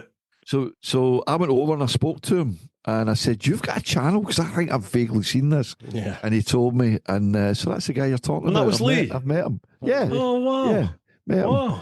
6 weeks ago, the rest and be thankful. There you go. Mate, isn't that weird the way life works out like that, in that your paths have crossed? Yeah. It's such a community. It's such a community. It's amazing. Wow. It's not as a big coincidence as arresting a guy that you've made an artificial leg for, but it's a coincidence. I have to say, a lot of people that aren't bikers, as you can imagine, have a particular view of bikers.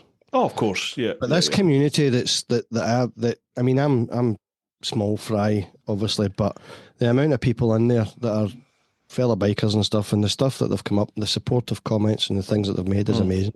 I've no idea how humbling it is to me, the support that I've had from these blokes. Yeah. And as I say, people are so down, big burly bikers. It's nothing like that at all. These guys are amazing. It blows me away.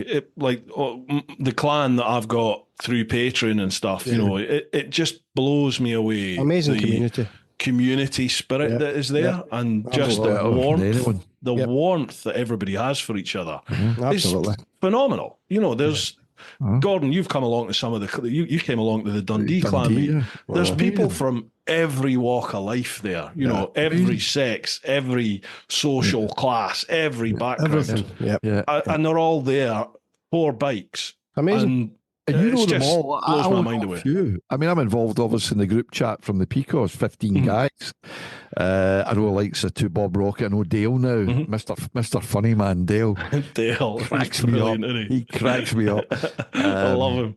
But you know the whole scene. You're going to all. You started it. You're the chief of the clan, so you know them all. And I only know a few. But yeah, I think it's absolutely marvelous. Just absolutely terrible marvelous. with names. I am terrible with names. I have So to. am I. If it's I any have consolation. I've got to meet people like 4, 5, 6 times and really drill the. I have to make a conscious effort of drilling the name into my head. I think you do well. I've got 145 staff in my department of work, and see, try to remember all the names. It took me years. Yeah, I'm pretty bad for that as well. Right, Lee. Wow, pal. Just you've heard the advice from the boys there. Talk with someone, anyone. I'll drop you a wee message anyway, pal. Just My thank heart you for goes your out to question. him. It's So refuse invitations. Get out if you can. Don't There you sit go. in. Yeah, that's it. Next one, Andy. How you doing, Andy? Evening, gentlemen. Hope this finds you well. I have a couple of questions, if I may. But firstly, let me say thank you for using your own journey to help each other and beyond. Oh, that's nice. First question. What support do you reach out for to help you ensure that you are both healthy and giving the best possible guidance? Yeah, what support do you reach out for? I read this question. I haven't seen all the questions, but I remember reading this one. And what I took away from that was the chaps, I don't know if he's suggesting this or not, I'm not going to speak for him, but what I took from that is we are sitting here with a channel, we're talking to bereaved people. Not what gives us the right to do that, but I think what he's angling at is perhaps you two are completely off your nut, right? You're complete alcoholics, you're using drugs to get over this, and here you are espousing sort of advice to people. And I think that's what he's saying, is he's saying, what checks and balances have you got to make sure that you are giving sound advice to others? Because you could be sitting here a pair of nutters. Well, it's true though, isn't it? It is true. Absolutely, it is true, isn't it? Yeah. To be honest, my take on it is simple. When I started this channel, I didn't set out to give advice. I set out to connect, not to try and tell people how to deal with grief or anything. I was basically telling my story to show how I was dealing with it. Aye. And if that resonated with someone out there, then great, brilliant. Maybe they can find their own tool. Now, for me, it was bikes. Even though I'm a musician, you'd have thought it would be music because I've been doing that since I was single figures. But no, it was motorbikes for me. What I've done since then is I have embarked in counselling. I'm sitting in a room with another 8 people that have lost their husbands, wives, partners, and we are talking through stuff. We are getting expert guidance on. It's not like you see in the television where you sit, my name is Craig and I lost my wife and blah, blah, blah. It's nothing like that at all. You don't have to even speak if you don't want to. But the stuff that they go through is how grief really is, not how grief is perceived. A lot of people think that, have you heard of the 5 stages of grief? A lot of rubbish. I think I've heard of it, but I couldn't name them. So no, it's a lot of rubbish. It's just nonsense because it was done to someone. The 5 stages of grief came from someone in the 60s that was looking at people that were terminally ill. And it was how that person, that patient. Now, what's happened is that's been cottoned on by certain people throughout the years or the decades, and they've used that as a guidance for people that are grieving. It doesn't work like that. Grief isn't linear. It's more like the best way I can describe it is you take a crane, a bit of paper, and go like that, scribble it all over the place. That's what it's like. That's the sort of perception. Another Ups thing, and downs, good and bad, isn't it? They're talking about is grief. The other thing you'll hear people saying is you'll move on. The grief will go away. No, it doesn't. No. The grief, if you imagine, this was a wee analogy that they used. They used 3 jars, and in each jar there was a big heart, and that heart represented your grief. And in each jar, the heart got smaller. They said that's not really representative of how grief is. So what they did was they showed another slide, and this time the heart was the same size, but the jar grew around it. And it's about time is not a healer. What time is it allows us to grow as a person. It allows us to grow our life and live differently and maybe make more space for other things in our life. Although the grief's still there, it's still the same size and it's always going to be there, but you're getting bigger around it, and that's a big thing. So never set out to give guidance. That was never a plan. I'm not qualified to give guidance, and I don't want to give guidance. All I can do is tell people what my story is, how I've dealt with it, how Gordon's dealt with it, and if any of it helps someone or gives someone an idea of how they might be able to deal with it on their own, whether that's finding a tool to help them focus, be it motorbikes, be it crafting, be it music, anything. And the biggest thing I would say is I was anti-counselling, but the counselling, I think, is going to be a big benefit to me. I'm in an 8-week program, and so far, even two sessions down, we're draining. I'm not going to lie, absolutely draining. Come out of it feeling like, but I think it's going to benefit me. I'm fairly confident it's going to benefit me. But yeah, that's how I've been dealing with it. I don't smoke, I don't take drugs, I'm not interested in any of that stuff. I've not used anything to help me through this. I'm not going to lie, I'm on antidepressants. I have been for a couple of years, very small dose, and I've got some meds to help me with anxiety. But that sort of developed because I wasn't sleeping at night. I was up through the night helping my wife. I was rubbing Voltarol on her legs and massaging her legs and moving her, and I spent hours every night doing this, and then I was getting up at 6 o'clock to go to work. That had a traumatic effect on me, and I found that difficult to deal with. So anxiety was a big part of, but I spoke to my GP, I spoke to the specialist, the best person that was in a position to give me advice and help me. And that's what I did. And now I'm getting counselling. So Gordon, what do you think? Well, a couple of things. So I've been suffering a bit of atrial fibrillation. I'm on beta blockers. I'm in beta blockers for different reasons. The funny thing is, get a bit controversial here. My atrial fibrillation started after the flipping AstraZeneca vaccine, right? And I noticed that I only actually ever got an attack of it, and it's quite bad at the time. If I drank too much, obviously drinking every day or anything like that, but if I drank too much.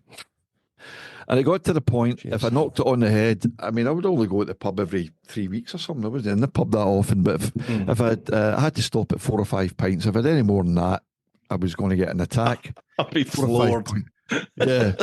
So 4 or 5 pints. This is once every 3 weeks with a couple of pals. This is not every week or every day. And then it came down. I remember one night I had 2 tins of lager. This is my wife wasn't well. She was in the hospice actually at the time. I had two cans of lager and I got an AF attack. And then one day I get really freaked out at an AF attack without even drinking anything. So I was on non-alcoholic beer for a year. Plus the fact my wife had to get rushed to hospital one night. The ambulance never came and I had to drive her up to hospital. I wasn't drunk, but I was over the limit. And you're in an accident emergency, there's a lot of police kick about up there, and I had to move the car. And I just remember thinking, if I get away with this tonight, I'm not touching her drop, because I never know when she's going to be early enough that I'm going to have to horse her up to hospital at 12 o'clock at night or 2 o'clock in the morning. So I never drank at all for about a year. And since my wife's passed away, and I've been to see, I actually went private to get some. Do you know, I went in to see the cardiologist in a private clinic. And I said to him, I'm suffering from atrial fibrillation. He says, so am I. He had it as well. It's so common. I had it. I had it. Atrial fibrillation. So it's, but anyway, mine's almost disappeared.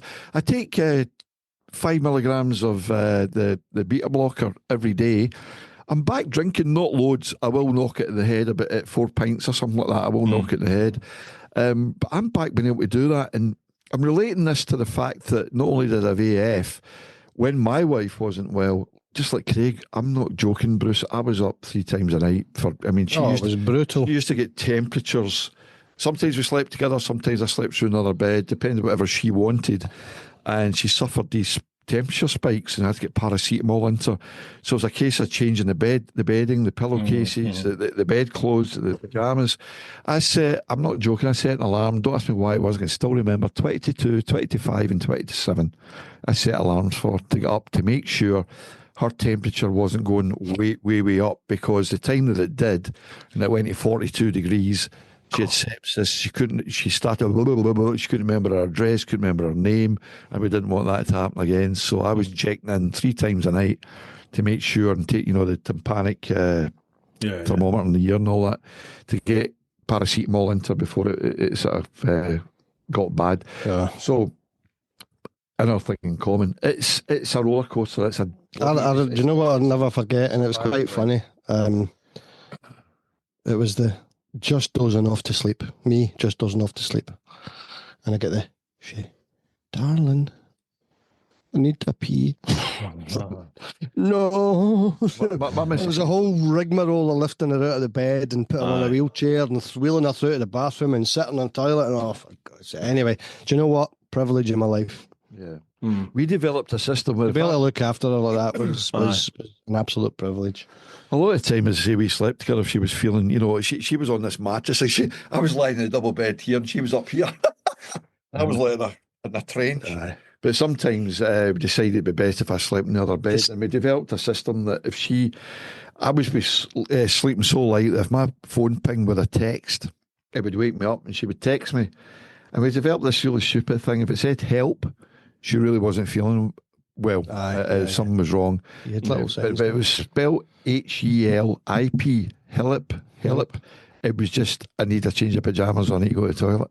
And I could look at that and go, all right, I'm going through, but it's nothing terrible, We're getting into the nitty-gritty here, but it's just a shit. I think in summary to the... it's just a horrible time. In summary to the question is that I don't give guidance. It's not something that I would think. We have experience. It's a shared experience, isn't it? It's just... And that's all it's about. I have been seeking professional help, and I'm getting it just now, and that's helping me. Gordon's obviously been through he had counselling through a different thing altogether. That was before we even knew each other. But the channel is not here to give guidance, definitely not. But it's to share my experience, and if that experience can help anyone in any way at all, then great. But we're certainly not here to give guidance or tell anybody how. But then again, if somebody says to you, ask me a question, I'll give them my experience on a particular subject. What did you find help? Yes, this help. Of course, that's it. That's it. This leads nicely on to the second question. He says, what would you hope that your journey is remembered for in years to come? I said to Sarah that I want to dedicate my life to helping other people. That's all. That's it. Nothing else. I want to help people deal with PTSD, mental health. I don't know how to yet. I've no idea. I've no idea whatsoever what I'm doing. I am making this up as I go along. But one thing that after the trauma and what I've been through is I want to be remembered for helping someone, anyone. If that stops them from committing suicide, if it stops them from drinking too much alcohol, if it does anything to help them deal with their grief or their mental health issues, then that's what I want to do in my life, and that's what I want to be remembered for. Is witnessing what I witnessed has changed my entire perception of what life is all about for me. And that's what it's all about for me now. Is I want to be remembered for being the guy that was devastated from losing his wife and then dedicated the rest of it to making or to helping other people deal with that. That's it. Fair play, Paul. What was it? What was the question? Did you read the question again, if you don't mind? What would you hope that journey is remembered for in years to come? So I'm going to answer that in a completely different way to you. You're very altruistic, helping people, which is part of what we do. We've spoken about that before, haven't we? There's mine is a bit more of a selfish answer, perhaps. Through adversity, you learn things. You learn things about yourself. So looking back, and of course, my journey's not over. I'm getting a bit better, but I'll never be over the death of my wife. I was 17, she was 15 when I met. She was the best. She was the sister of my best pal, because we biked together, and I went back to his house, met his sister. The rest, as it says, history. One of the things I've spoken about a couple of times, and I mentioned it on BBC Radio Scotland, we're getting interviewed, is that when Ruth died, I had 4 choices. One was to head for the Erskine Bridge and jump off it. Number 2 was to be absolutely consumed by grief and to sit at home and stare at the wall or watch endless soap operas on the television. Number 3, and I always liken this, and again, I think I said this to you, Bruce, look at your gas boiler. See the little pilot light flaming away there? That's your safe life. That's the odd walk and a nice coffee with a friend, which is all part of it.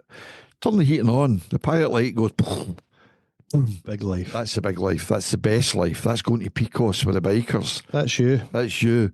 Live your life. Live your life, 100%. I've got two mantras. One is, one's another thing to do with couples. Couples that play together, stay together, and live your life. And that's my two mantras in life. You know, there's nothing bigger out there than that the three words. Yeah. There really isn't. Yeah. And but you also have to be conscious of the fact that we all have different amounts of resource tools in the box. Picture the 70-year-old woman who's just lost her husband she's been married to for 40 odd years. She lives on the 13th floor of a high rise in a city somewhere. And she's got a bit of a disability. How is she going to live the big life? She can get a motorbike and go to the Pecos. Yeah. But what she can do, she maybe not have that many friends and family, but you have to maximise what you do have, because there'll be people out there with a lot more resource than I've got, a lot more friends, a lot more opportunity and money than I've got. But you have to maximise what you've got. So the little old lady, she's maybe got her church, she's maybe got her neighbours. Don't refuse an invitation. Go to counselling. You'll probably find you can find your doctor will refer you to counselling that'll be free of charge. You can do that, and talk to people and and get up in the morning and make your breakfast and let a light in. You don't need money to do that. You don't need friends to do that. And as I say, talk to You lads, you've just frozen on me. Oh, don't do that to me. Oh no, don't do that to me. through this experience. Oh, you're back. Sorry, you totally froze there on me. Okay. Oh, sorry. I just want to learn. I want to remember that I grew and I learned a ton of stuff, and I learned a lot of things about myself that I didn't know before this happened. So that would be my takeaway from it. Right. You've yeah. But I have to say, Bruce, one thing. You know, I mean, my wife and I used to watch you, as I say, back years ago when you were doing your round the world thing. And that was a truly inspiring thing. And I never ever thought I'd be facing anything like this. You don't think these things, do you? No. But, you know, thanks to you and your inspiration, I'm still cooking the gas. I'm still here, living. So here's to you, mate. Thank you. Here's to my mum. Your mum. And my favourite video was the day you stood beside your locker and emptied it out. I love that video. Wow, yeah. I remember watching that. That was brilliant. What a day So many coppers have messaged me about that vid. Yeah. Said it really hit home for them. It's shit that they landed you in that situation in the first place where you had to make that decision. Life's like that. Unfortunate, but It annoys me that, I mean, it was not a serious thing. It was not a big thing. It was literally, you know, you get a letter that basically you'd have to sign that would say, I'm going to be on my best behaviour for the next 3 years. Yep. That's basically all it was. But what it was the stipulation that this governor, she said I had to stop all social media. no. So I couldn't even change the name from TeapotOne to something else. Was I had never to gonna stop happen, was everything. And because I was like, how can you stop? No, I've invested 10 years of my life into this, you know. And was it just an unpixelated speedometer? Was that all it was? An unpixelated all it speedometer? was. She said it was an integrity issue, which really gets me, because integrity is something that I pride myself on. You know, it's like the only thing you can. You for it. It's the only thing you've got control of, isn't it? And when she questioned my integrity, I was like, do you know, like, I might blur the speedo, but I'm not like doing stupid speed. It might just be that I don't want people going, I know where that bend is, and I want to do that bend at the same speed, you know, absolutely, all this sort of stuff. Okay, you know, I was enjoying myself on the RR. I was, absolutely, but you know, it wasn't ridiculous, and it was just the fact that this thing that she said, you know, you got to stop all your social media. I was just like, well, I know that the brand TeapotOne, this community that we've got going on, it helps so many people who are going through unquestionable things, you know, things that are way harder than I think I could probably ever deal with, but it helped them deal with it, and it was also it was a good bridge between the old Bill and the biking community as well, because they saw a normal face behind it. Yep. And it just you know when you reach the end of a time with, like, in a relationship or in a Yes. job, Yeah. and I was just like, do you know, I think I'm a different person than I was when I put the cloth on. I'm not that person anymore, and Yes. I'm not going to play your stupid games anymore. So I'm done. Did me a favour at the end of the day, didn't it? Because Oh, what a move that was, though, eh? it's not a bad life, is it? No, not Oh, at all. No. you said that the other week there. We were going up some mountain and you said, "This is my job. How did this happen?" I know. Another tough day in the office. I eh? love it. I love it. Love it. Speaking of that, actually, Andy's got a final question. This is Andy, by the way, Gordon. Andy from the Picos. Andy Groton. I know what's coming next. I read it. Right. Finally, a question to Gordon. Asking for a friend, how do you find the balance of your KTM when parking? It was a great trip. Yeah, this was coming. I sent you a message about that once. I wasn't impressed. Do you know it's weird? I've been biking for about 45 years, and the vast majority of my offs have been 5 miles an hour or stationary. Generally always are, man. We Knocking over GSs now and then. listen, I don't know if I said this in the pub. I'm deformed, little like Popeye. I've ruptured my bicep tendon, or one of them. You've got two tendons. This is where the excuses start. But bicep is Latin for two heads. So you've got two tendons. I've ruptured one. Every day's a school day, folks. Every day's a school day. Yep, absolutely. Tricep, 3 heads, 3 tendons. I got a 1190 Adventure delivered. Lovely brand new bike to my house several years ago. My wife is sunning herself in the patio, and I said to her, I'm just going to jump in the new bike. I'll be back in 20 minutes. I'm not going to wait for long. I'll be back in 20 minutes. Okay, off I went.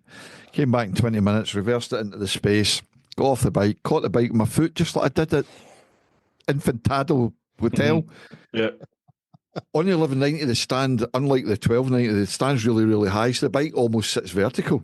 I caught it the wrong way. Anyway, so it's starting to fall. I realise it's flat. I turn around, try and catch my baby, my 1/4 ton of motorbike with my arms. Felt this shooting pain up my arm.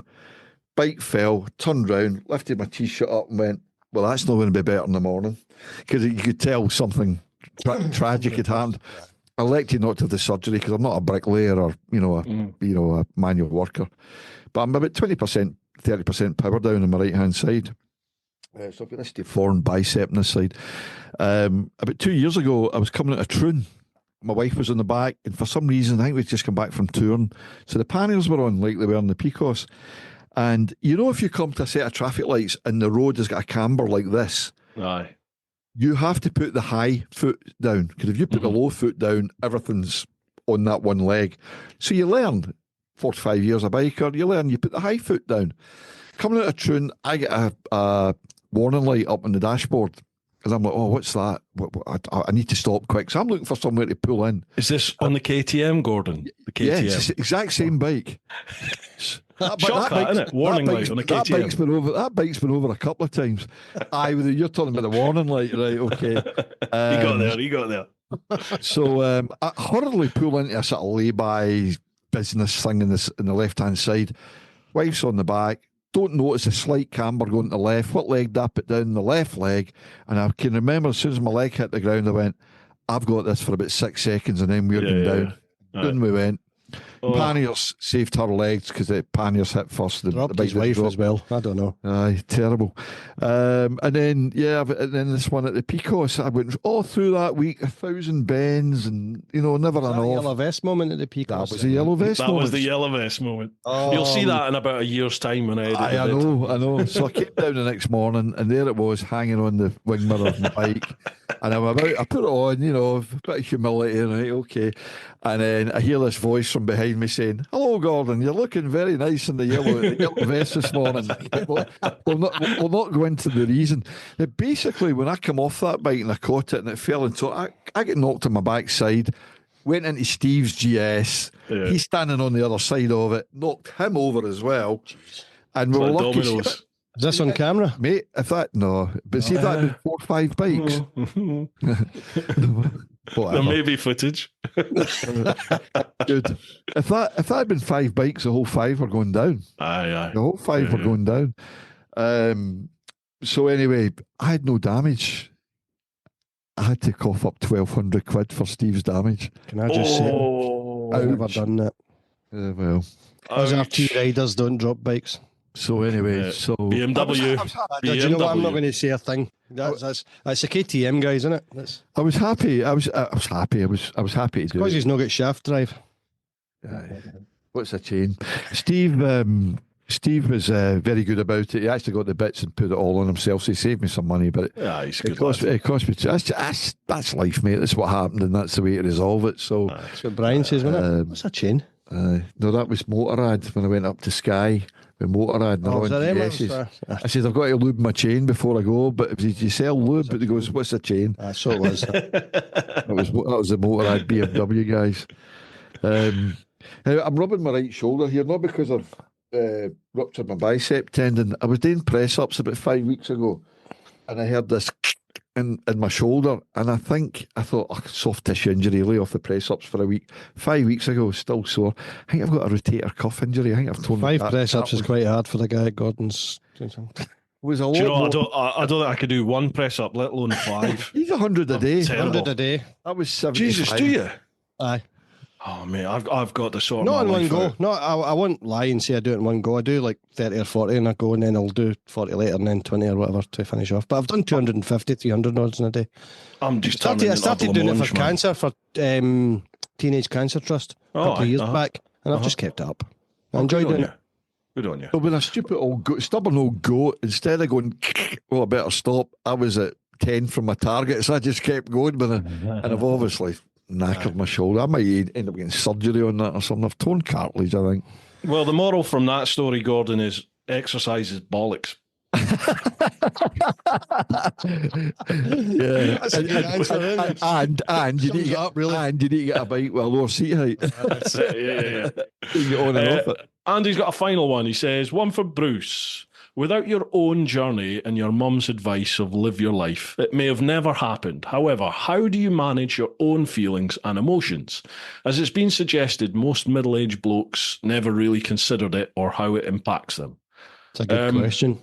I pack things away, mate. I don't deal with them, and it's there all the time, and it's like Can I just further add to that question? Have you? I mean, obviously, I don't want to delve too deeply, but have you ever really sort of faced that grief from losing your mother? No. Okay. Nah, I'm not ready to.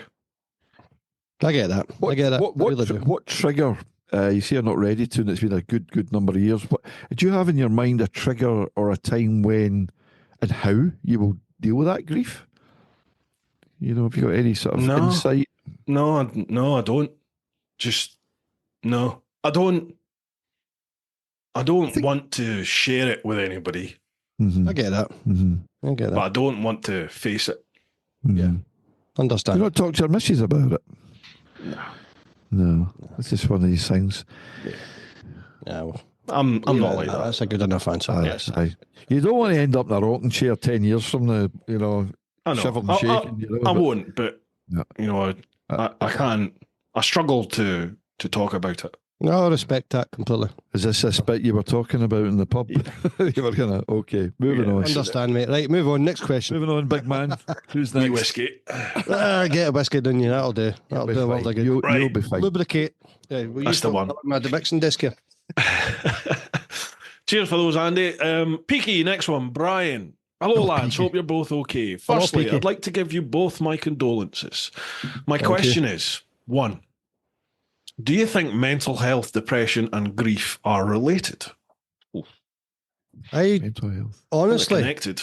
I think grief is a mental health problem. Mm. I mean, it's nothing else if not mental health. It's exactly linked. And in my counselling with my occupational health department at work, when the woman diagnosed me with PTSD, my initial reaction was, what? That's what guys in the army get. My brother was ex-army as well, You have this sort of perception of how these words come out. And she talked me through various different things, and it was basically the trauma of the end of Sarah's life. It was how. You all right?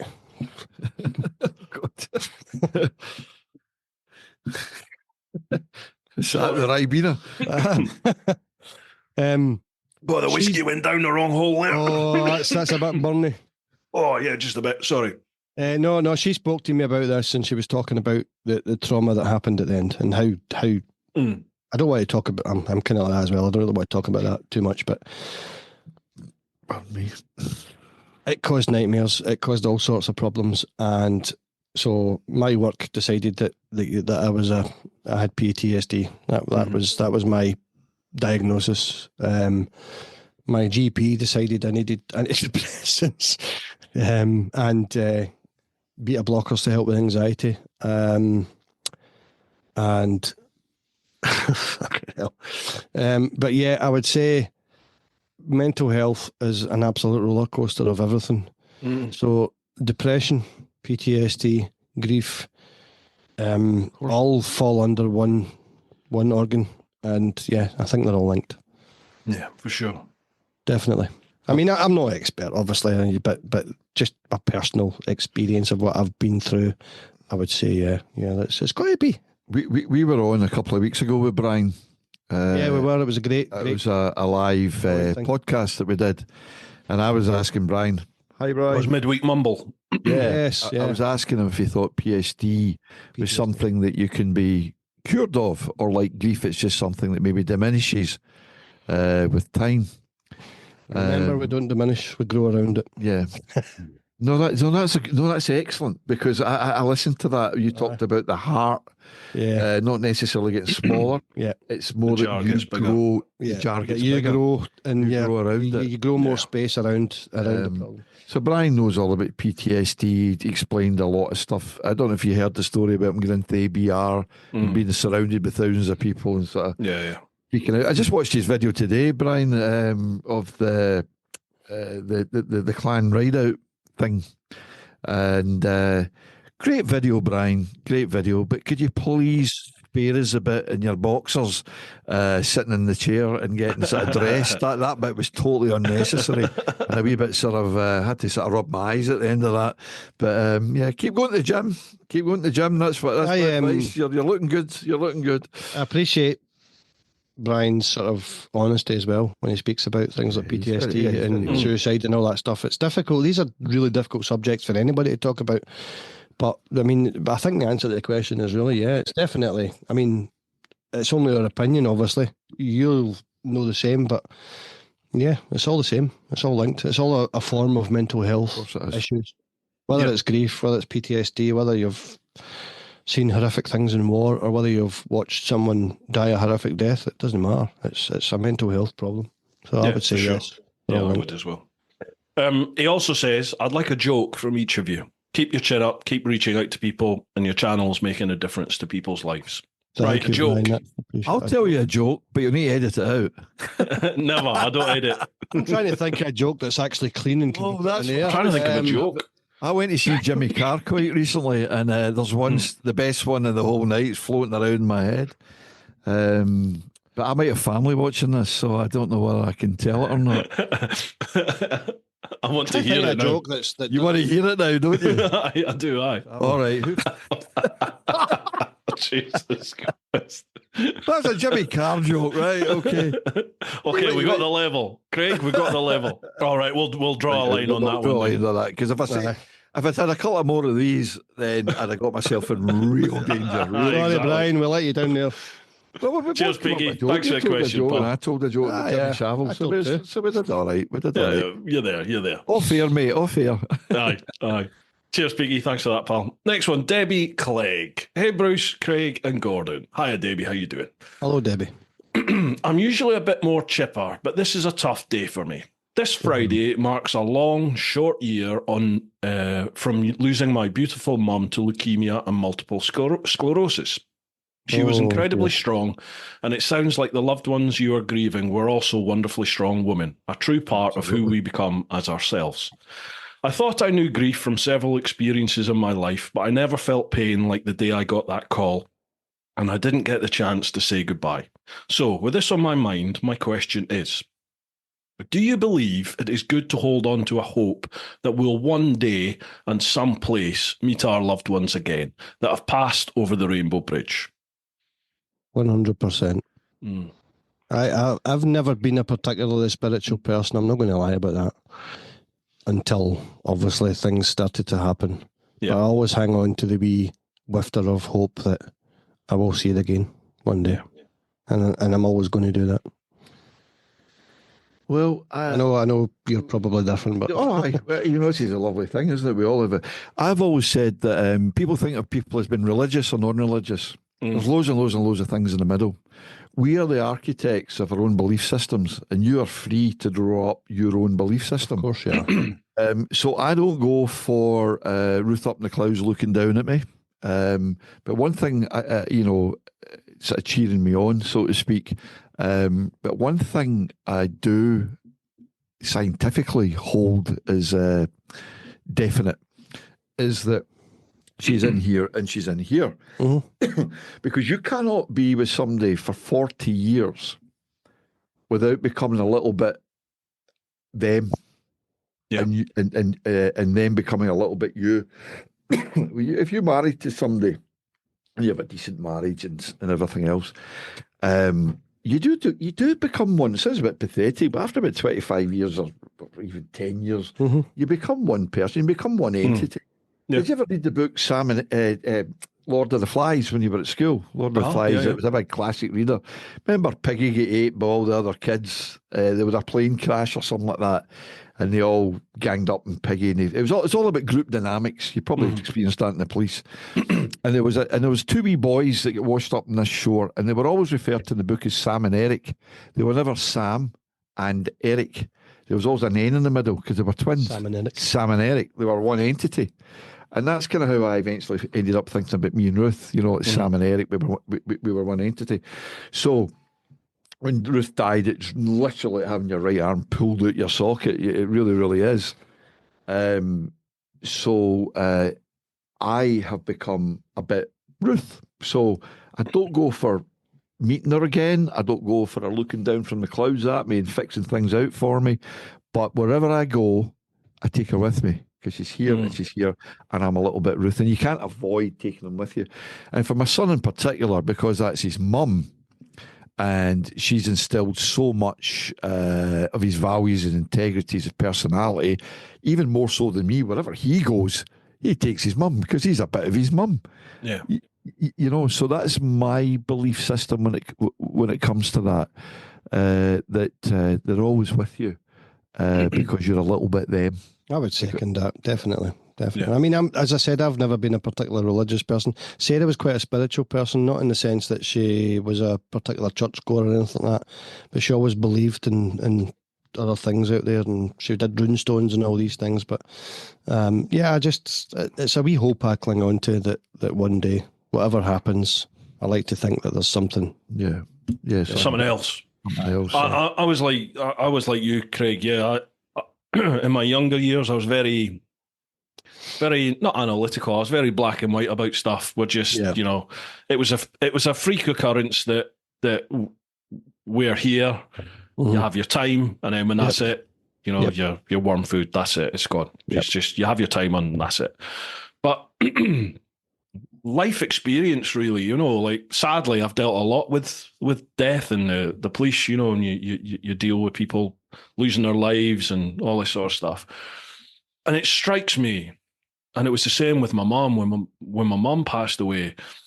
The person goes almost the instant they pass. The person's gone. There's just like a vessel left. I can't explain it. I understand. You're 100% right where you're coming but from. it's just a carcass that's left. The person's gone now, and it's like, well, 100%. Where's that gone? Where? Because physics teaches you can't lose energy. You can't. Energy has to go somewhere. So where's that gone? What? And I do find myself as I'm getting older questioning a lot of things now and just thinking, maybe there is someone else. Like you, Gordon, I don't think of people sat up on clouds or anything. No, I don't think that either. Yeah. Is there something else there? I don't know. I lay with Sarah for an hour and a half nearly after she passed, waiting until it was later on at night and stuff. And she, like you just said, it was just the body. It wasn't her. Yeah. I felt really weird, isn't it? And I went to see her in the funeral home as well a couple of days later, and it was like looking at a porcelain doll. That's interesting because again, I think it was Nivas, Bruce, in the pub at Nivas. We started talking seriously about this stuff, and I think I said to you, I assume being a cop, you've been to postmortems. Yeah, now they're a whole different ball game, right? We'll not go into the graphics of postmortems, but they're not very nice. And as a young cop trying to cope with that and not spew your ring and sort of,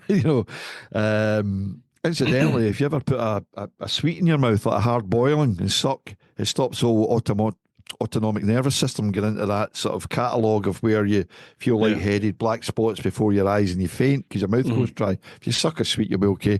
There was other guys with handkerchiefs with aftershave on it. That's right, yeah. You know, you've seen it, you've been there. But I'd never seen the likes of this before, and to me, the way I coped with it was that what I was looking at in front of me was almost like a spitting image puppet. Yeah, same. The indefinable spark of electricity, and we do have electricity in us, that indefinable spark of electricity has gone, it's left. Yeah. And you used the word carcass vessel, which still has to be respected. Of course. Absolutely respected. But that indefinable thing that is gone, wherever it's gone, it's gone. But as you rightly say, you can't destroy or create energy, so where's it go? It converts. I don't know, but it is important, I think, to realise for everyone that you could, as I'll repeat it again, you can be the architect of your own belief system. There's no book that tells you what to think.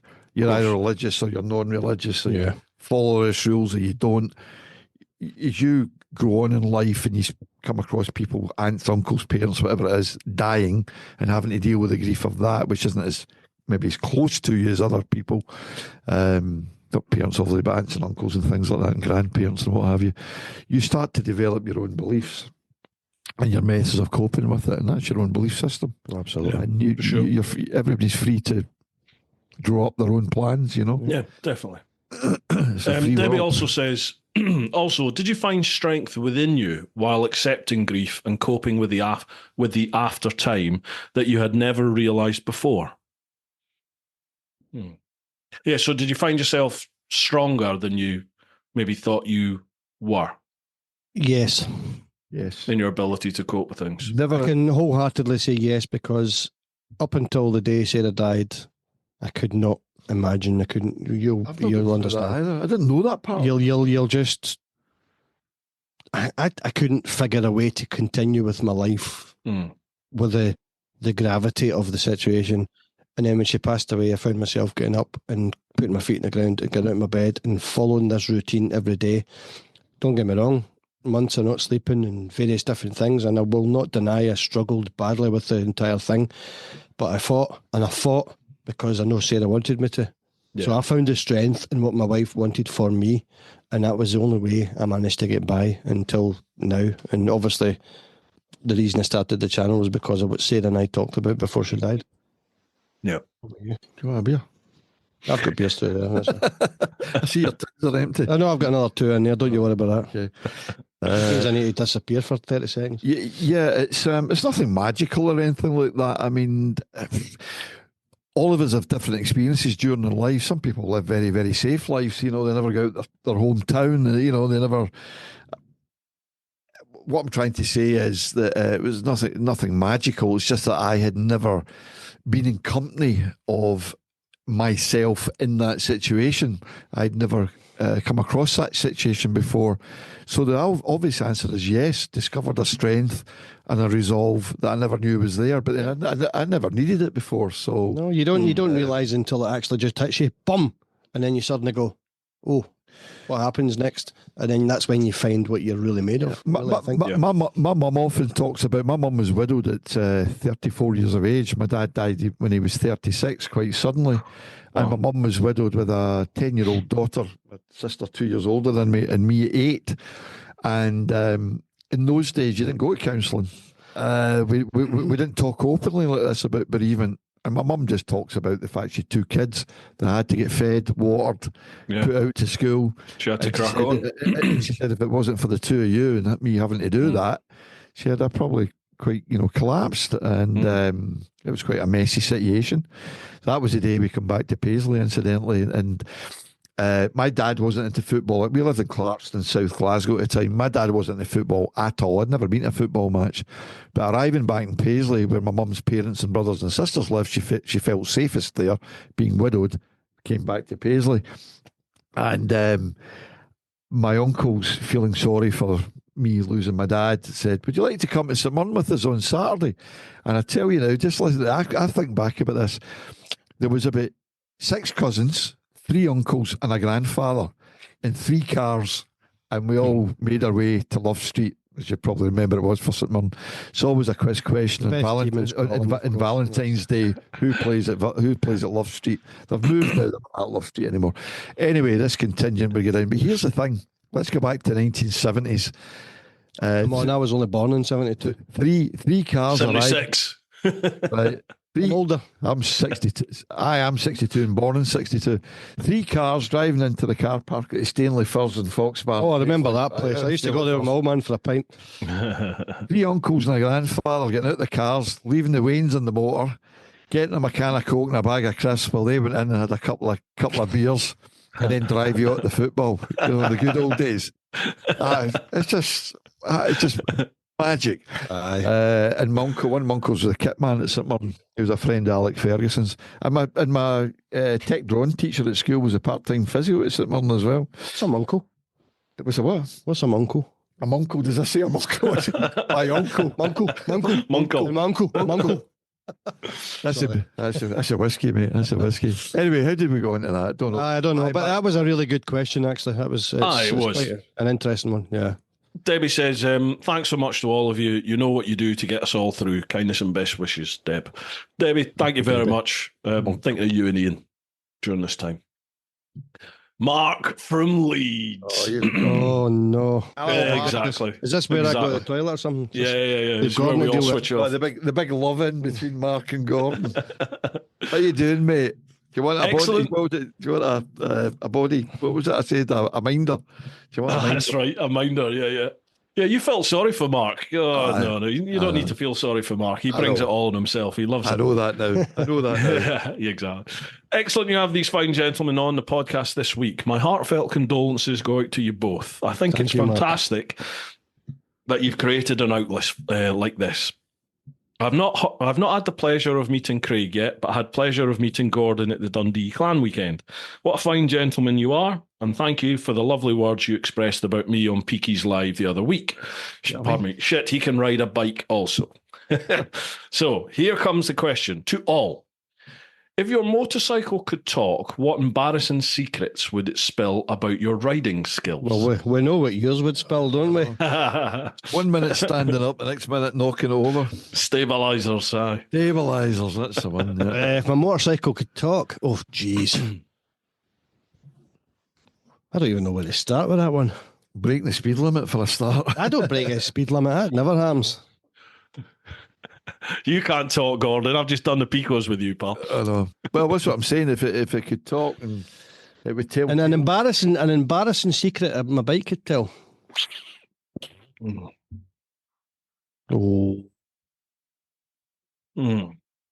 that's a difficult question, Mark. Well done. You've really got me stumped. I think I've been a perfect model of motorcycling. No. He's IEM and all that, Bruce. Oh, no. He's advanced. Hello. That's the olden days. Did you ever go through a bus lane that you shouldn't have went through? No. Yeah.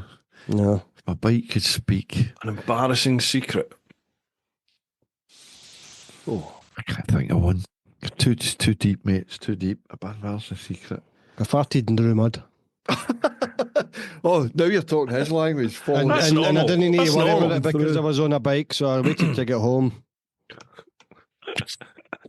If you ever come on tour where you'll know that this is a daily thing for me. I have to leave the group and disappear. I've got colitis, so he's got colitis. Right. I was desperately trying to get home, and I was stuck in traffic in Paisley Road West, and I don't really want to discuss this, but we've heard him both ends. Fucking hell, my bike. Oh God, yeah.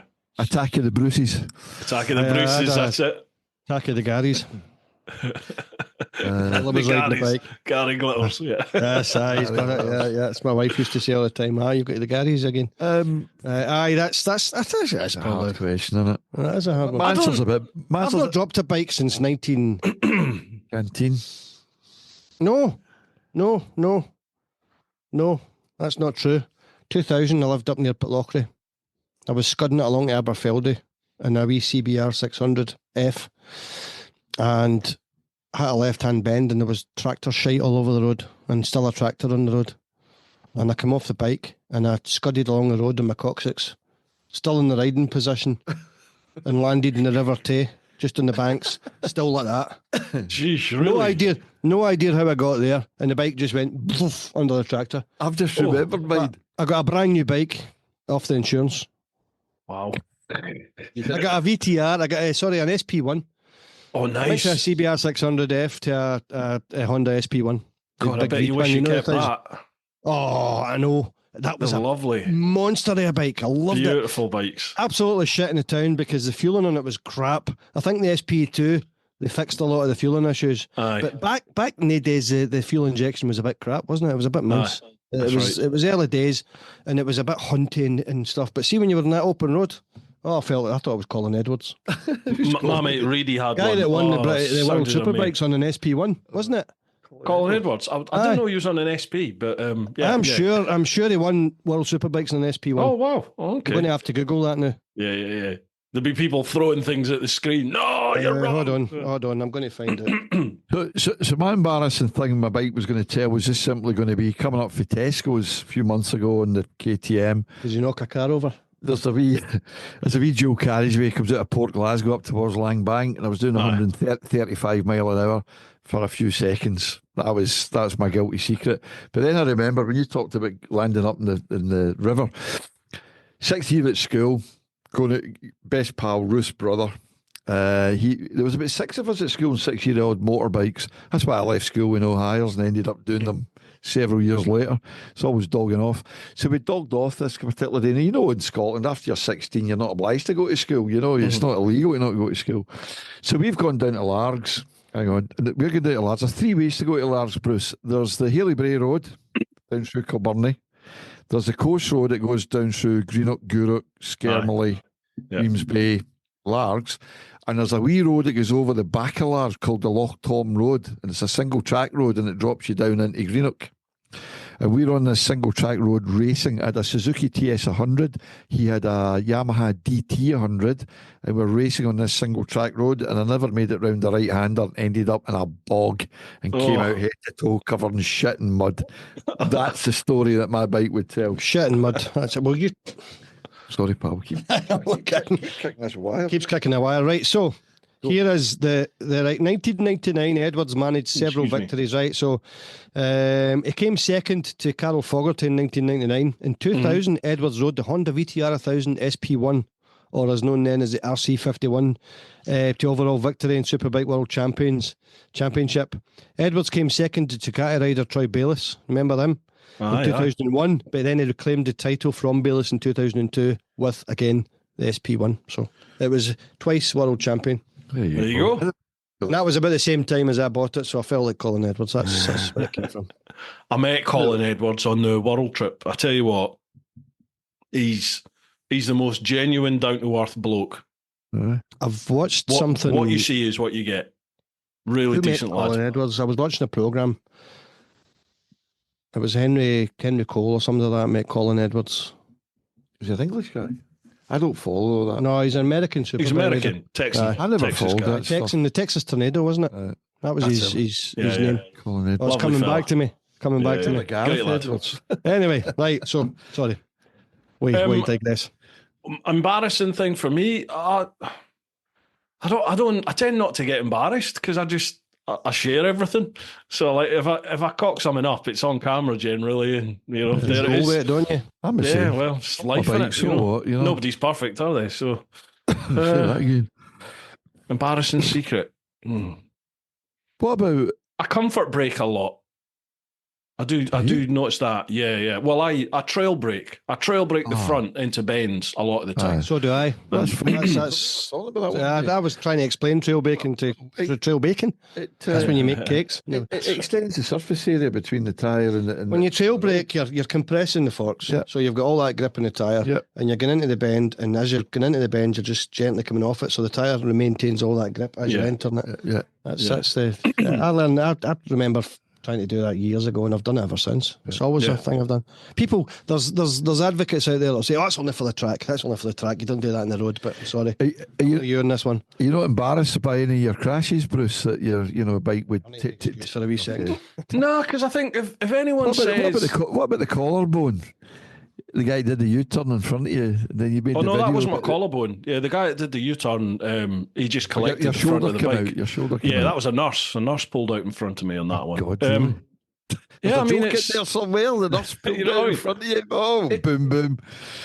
Again, like if you commute in and out of London 7 days a week for the best part of 10, 12 years, you're gonna have an issue. And it just so happened that I had all my issues happened in the last year or two. I think that I was doing it, so that's probably a sign anyway, wasn't it? And that I was just doing stupid hours anyway, so I probably wasn't alert enough.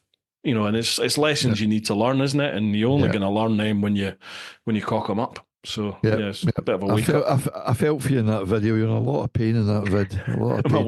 My wife's filming it. Your wife come down and started taking the mickey at you and all that. Yeah. She's a copper. She's got the same gallows sense of humour. So there's no escaping it. Right, good. Next one. Owen Harries. Evening all. Ooh, a new channel and podcast to subscribe to. Make sure you do, Owen. Nice. Cheers, pal. Nice. My questions are, Craig and Gordon, knowing what you know now, having so unfortunately had to ride this chapter, what may you have changed in the past? Ooh.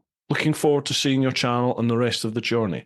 So knowing what you know now, after being through what you've gone through, what would you change in your past? Ooh. That sounds like a question sort of, it's trying to tease out that your wife has died, your wife is gone. What do you regret maybe not doing? It's a sort of takeaway I take from that. Yeah, what do you regret from the past? So things that you perhaps could have done together that you never did. Or maybe something you didn't say that you wish you did say. Yeah, it sounds like that kind of question, doesn't it? It really does.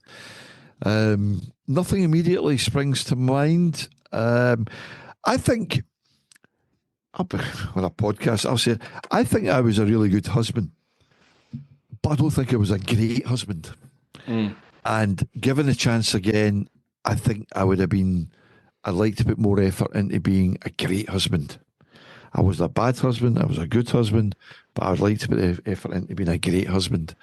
I never took her for granted. I always loved her, and I knew how lucky I was, and we did a lot of things together. But I just probably could have done a bit better, I just probably could have done a bit better and made it a little bit better. There's nothing specific that I would go back and change. Nothing. You have to forgive me. What was the question? Was it? Read it out again. It says, knowing what you know now, having been through what you've had to go through, what would you have changed from the past? Oh. Something you never said, maybe something you didn't do. No, I used to make a point of telling her I loved her every day, every morning and every day. And with being a biker, she used to make me send her a text every morning when I got to work saying, "At work safe." About 15 kisses after it. She insisted on it. And if I ever forgot any morning, by God, I knew about it. I don't want to go into my history, but I was with Sarah for 10 years. And she was 15 years younger than me.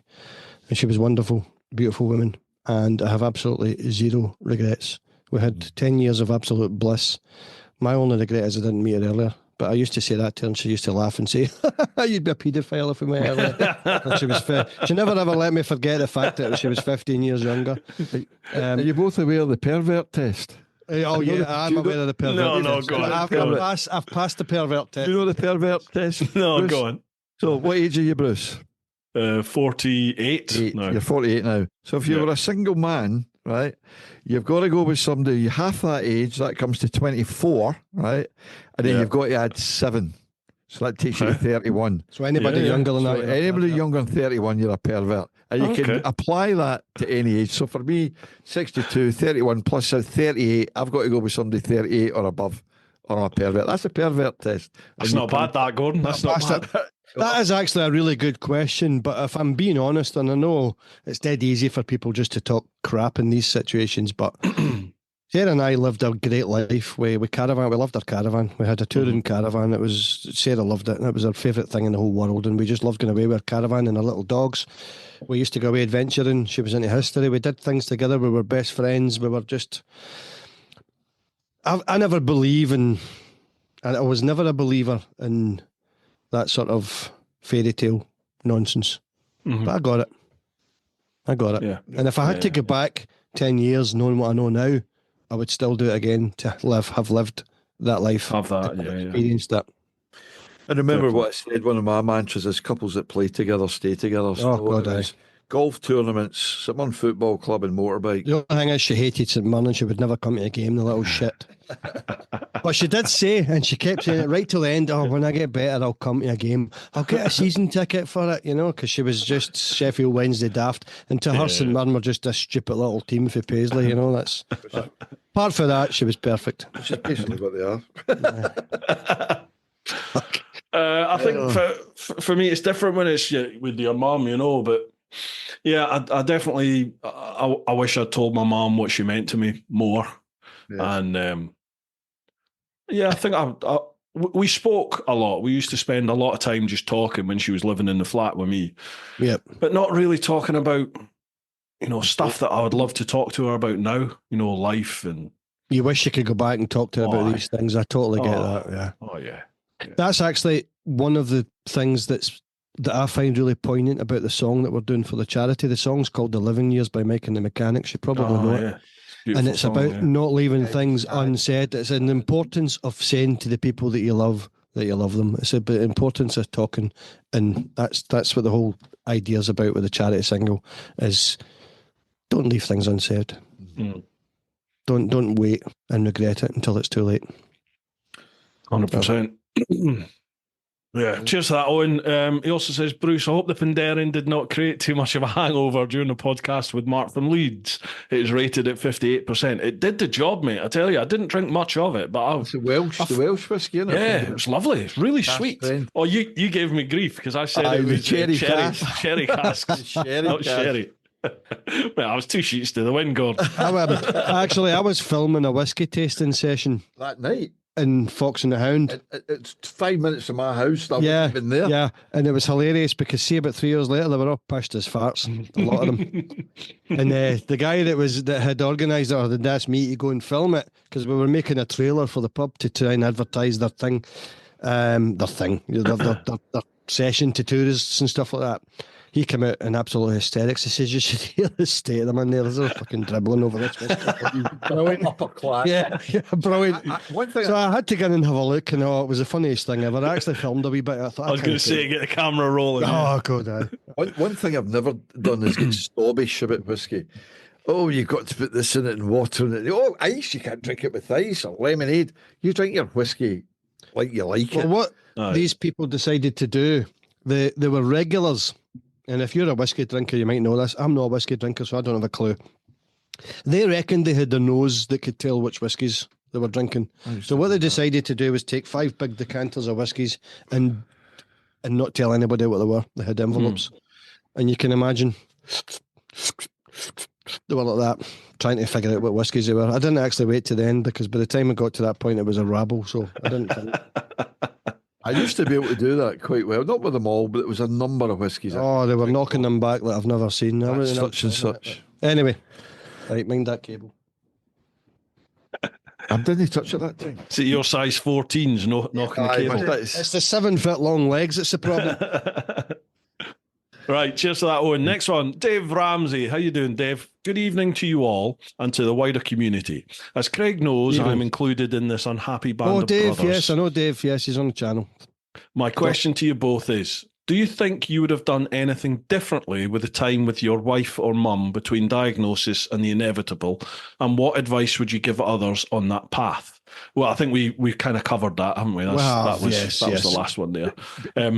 Between diagnosis and, during the illness, no, I wouldn't have changed anything. Sarah and I did everything we could. We were away to London and we spent fortunes. We ate fine dining food and just lived our life. Did you? Someone told us to do that. Oh, mate. Woo-ha. Forgot the woo-ha. Oh, he's off. Whiskey. We did. It was our anniversary in August last year and we went to a beautiful restaurant. We went to Cornwall with our caravan. We came home. And this was the retirement money, or Sarah's pension money. She bought me the Pikes Peak. We went to London. We were eating in fine dining restaurants. We stayed in a 5-star hotel right up at the top, right at Tower Bridge. And we blew a fortune and fucking loved every minute of it. And you know what? Wonderful memories. Complete antithesis of that. I want to say this. I get this every time I go to Tesco. Remember I talked about rituals, about hitting a happy face and taking it. I won't go on about that, taking the gun and everything, but my completely different to yours, talking about living life and great things. One of my flashbacks is that when Ruth got to the point where, the hair was gone, couldn't walk more than the length of herself, but I'm still taking her to Tesco, and we get there, and I'm getting the wheelchair out the back of the car, and she's getting in the wheelchair, pushing her into the shop, and then you get one of these wee special baskets that hooks on to the front of the wheelchair. And now I'm pushing her around Tesco, this beautiful woman, a paediatric nurse for 42 years, about to retire, and I'm pushing her around Tesco's with this fancy basket on the front, and we're doing our Christmas shopping. And even though it's tragic as that is, and to think back about that, there was a lovely unity, there was a lovely acceptance, and there was also a little bit of humour where, because I was brand new at doing this and never done it before, I'd be pushing her past the turkey or the Brussels sprouts, and I'd be looking, she'd go, "You need to back me up, push me past, it's not you it's meant to be looking, it's me." So I had to develop this new skill of stopping 5 metres shy or 5 feet shy or what it is that she actually wanted to look at. And I used to get pelters for pushing her past the thing, and I'd be, we'll get that one. Pull me back. Got to lift your vision, Gordon. Come on, lift it. Got to lift your vision. It was, you get a whole new skill set for all types of things when you go through something like this. There's one thing I would add. It wasn't a regret or anything like that. It was just when you're talking about living your life. Sarah was a Sheffield Wednesday diehard, so Sheffield Wednesday sent her a strip, and it was all signed by the players. And in March, she was in a wheelchair, and she was determined. We got to the last game that she ever got to at Hillsborough Stadium in Sheffield, and I've got a video of her sitting there clapping her hands to Hi-Ho Silver Lining, as happy as a pig in shite. You'd never know that girl was dying in a month's time, but what an experience. Well, seeing as we're touching on this, and I wouldn't say the whole story, but I've said this 1,000,000 times, stop exaggerating, well, 500,000 times to you, other family members, everybody else.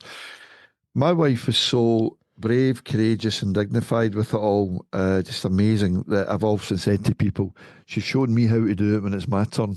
We've both talked about that, haven't we? Because quite a lot, yeah. And on a slight depressing note, they now say that 1 in 2 people will get cancer. So I sort of view it as a case of not if, but when, and which one are you going to get, But she was a great example of, when it becomes my turn. Yeah. I won't have her to look after me, unfortunately, but that's fine.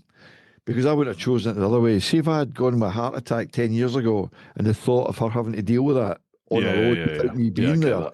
Yeah. It's all chivalrous thing. I'm the guy, okay, I was there, I nursed her, I did everything for her, and she always used to say, I don't know how to do this without a Gordon.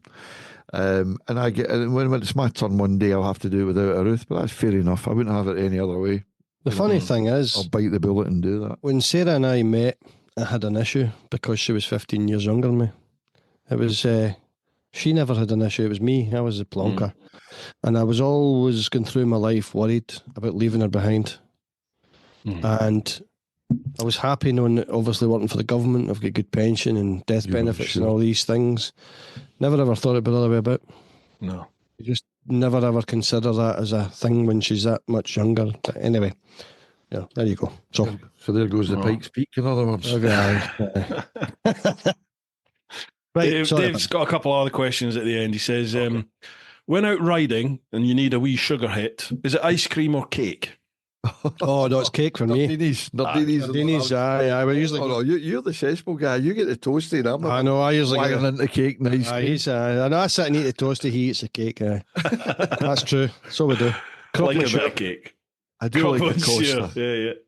And then he says, last question: salt and vinegar or salt and sauce? Oh, salt and vinegar all day long. Well, we're from the west. We're from the west. It's salt and vinegar. Go to Edinburgh and it's salt and sauce, salt and sauce. You're like, what are you saying? Sorry, what? Salt and sauce, salt and sauce. Sorry, I don't understand. I thought Glasgow was salt. I thought Glasgow was salt and sauce. No, because where I'm from, up in the northeast, it's salt and vinegar. I've never heard it. Salt and sauce. What's that all about? Edinburgh salt and sauce. Must be an east thing. Well, I'm east. I'm North Aberdeen. You're Aberdonian. You're north. You're no east. You're somewhere up there at the top. You've forgotten. You need to go home. It's salt and There's too much country between the civilization and where you used to live. Do you know? I wonder if it was salt and sauce then. But my mum was English. My mum was English. So was mine. Mine was a Yorkshire, believe it or not. Mine was from My wife used to slag me into the ground and say, half Yorkshire, you're half Yorkshire. Yeah. See, when Scotland and England were playing, she'd have their England shirt on, in the middle of page there. Just, oh, jeez. Oh, in English, what's the bunting in the patio? Bloody hell. Did you say your mum came from Peckham? Yeah, my mum was born and bred in Peckham, and my dad was. I know, yeah. My dad was born in Aberdeen, but then at the end of the war, his family moved down to Colindale in North London. And then obviously, and I joined the Old Bill, and obviously went to Hendon Training College, and then got posted to Peckham, and like literally my neck was down the road from where my mum grew up. Wow, that's a coincidence. Weird, isn't it? And before my mum died, she asked if I would take her for a drive around Peckham so she could just see Peckham. Driving around Peckham, and she was like, "Oh, it's changed a bit." I was like, "Oh yeah, You've not lost your accent; it's still good." Well, me? Can you hear the chuchter in me then? Well, my wife used to say, my wife used to worry about losing her Yorkshire accent, and people from when we went back down to Sheffield, which we used to go to Sheffield regularly, they'd say, "Oh, you're starting to sound Scottish." It wasn't the fact that she was sounding Scottish; she was picking up phrases that were familiar to us up here. She would maybe pick up the phrases and then she would repeat them down there and say, "Oh, that sounds Scottish." So she didn't lose her accent; she just picked up our expressions. You'll probably get what I used to get years ago. I was down south for so many years. When I came back up here, it sounded shrill and foreign to my ear. And my brother-in-law used to say, "That's pathetic, Gordon. That's so you need to get back up to Scotland." But I was down there so much with guys from the southeast that your accent now, as you're talking now, would sound foreign on my ear and quite harsh, Oh yeah, no. I just like my wife always says, she always knows when I'm like one of my best mates from back home, Crookie. She says she always knows if I've been speaking to him on the phone, because I go back to being like a chuchter, speaking Doric. And she's just like, different. But no, your accent is very Scottish. I really lost it. You've not lost it. Proud of you. Good. Thanks. Cheers. Dave, thanks very much for your questions, pal. And it's good to have you in the clan, mate. It's good to have you Absolutely. There. Next one, Rebecca Christie. Evening, gents. Rebecca. Evening, Rebecca. I don't think I've had the pleasure of meeting either Craig or Gordon, but by the sounds of it, you are top blokes. I'm sorry you've all suffered such loss, but how fantastic that motorcycling has brought you together. I lost my son as a baby. It messed me up for a wee while, and although my husband and I had another son, our marriage didn't survive the loss as we dealt with our grief in very different ways.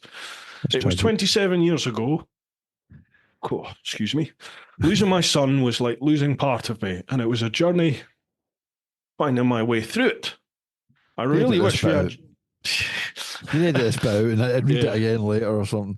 Oh, yeah. I know Rebecca, and I never knew this about her. You're an empathic person, and it's a nice thing. Yeah, yeah. I really wish we had YouTube back then as therapy. Just maybe want to kill someone. My biggest tool for coping was being true to my heart, allowing oneself to grieve however one feels right. No one can grieve for you, and there are no correct ways. I can say that it does get easier, and being part of this clan has massively helped. Wow. That's amazing. Thank you, Rebecca. That's amazing. So is she a biker then, Rebecca? She is, yeah, she is, She's in the clan. She's in the clan. Motorcycling was my saviour. It was my therapy. No one knows what goes on under a helmet. Anyway, on a lighter note, my question to all: which Muppet character best reflects you? Keep up the good work. Well, I'm a musician, so it's going to be Animal. Do you know, I was going to say Probably sums me up. Probably sums me up. With the amount of shit that's going on in my life now, trying to organise everything, I would say Animal for the... Well, I'm going to go to the top and say Kermit, because Kermit was very thoughtful, very analytical. I'm just... very reflective. Bit if I had hair, it'd be sticking up. Yeah. But like Albert Einstein, I think. Yeah, I'm quite instinctive, so I would have said Animal for me as well. Yeah. Oh, aye, absolutely. Yeah, I could see that. Kermit liked to analyse things, didn't he? He's not always thinking about things. You know, he was. I'll go Kermit. That is the worst Kermit impression I've ever had. I was really trying to do an impression. I thought, no, I don't want to kill it, but you thought that was Mr. Bean. There's nothing like Kermit. That was a good Mr. Bean. But that's quite tragic what she's had to deal with. That's again. The standout from that comment was about YouTube being available. Was it 27 years ago? Yeah. But mentioning being part of the clan and biking and everything been part of that healing process, which is really relevant to this whole topic. Tell you what, though, YouTube. I was just saying to my mum the other day. She's 88 and wired to the moon, basically. But I was saying to her, she said, "What's this all about? Why are you doing this? Is this riding through grief? Is this not just keeping you back in the same place? You can't move on? And why are these people contacting you? Is that not just making you sad? Is that not?" She struggles to understand this whole thing. Different generations, though, eh? Yeah, but I said to her, and we were talking about this earlier, 1970, when she was bereaved, when my father at 36 died and left her with 2 kids, I said, imagine you probably felt very isolated and very sad, and what am I going to do next? Imagine you could have went onto a forum and here was these other women in their 30s who lost their husbands and saying, "I've got 2 kids to bring up, I don't know what to do." And he said, Johnny's having trouble at school, what will I do? And all these other mothers are coming in with sort of advice and support, and why don't we go for a coffee? I only live a mile away from you. That would have been brilliant. She said, "Well, I suppose you've got a point." Yeah. That would have helped so much. Yep. We are so lucky having this. So lucky compared to our parents or grandparents. Would have suffered a loss of a spouse, a loss of a child, for goodness sake. YouTube, this community in particular, priceless. But even someone like yourself having us on here and giving us an opportunity to talk about this, it's such a catharsis. It's such a good thing to try and share with everybody else. So riding through grief and YouTube has been a massive bit of my recovery. There's no getting away from that. I'm supported by people like PK and Bruce and the whole community, but people who are going for a ride with you, doing these kind of things. Yep, absolutely. Massive part of my recovery. So, it's the best part of social media. Isn't it? Yep. And it can be crap. It sums up what social media should be. 100%. 100%.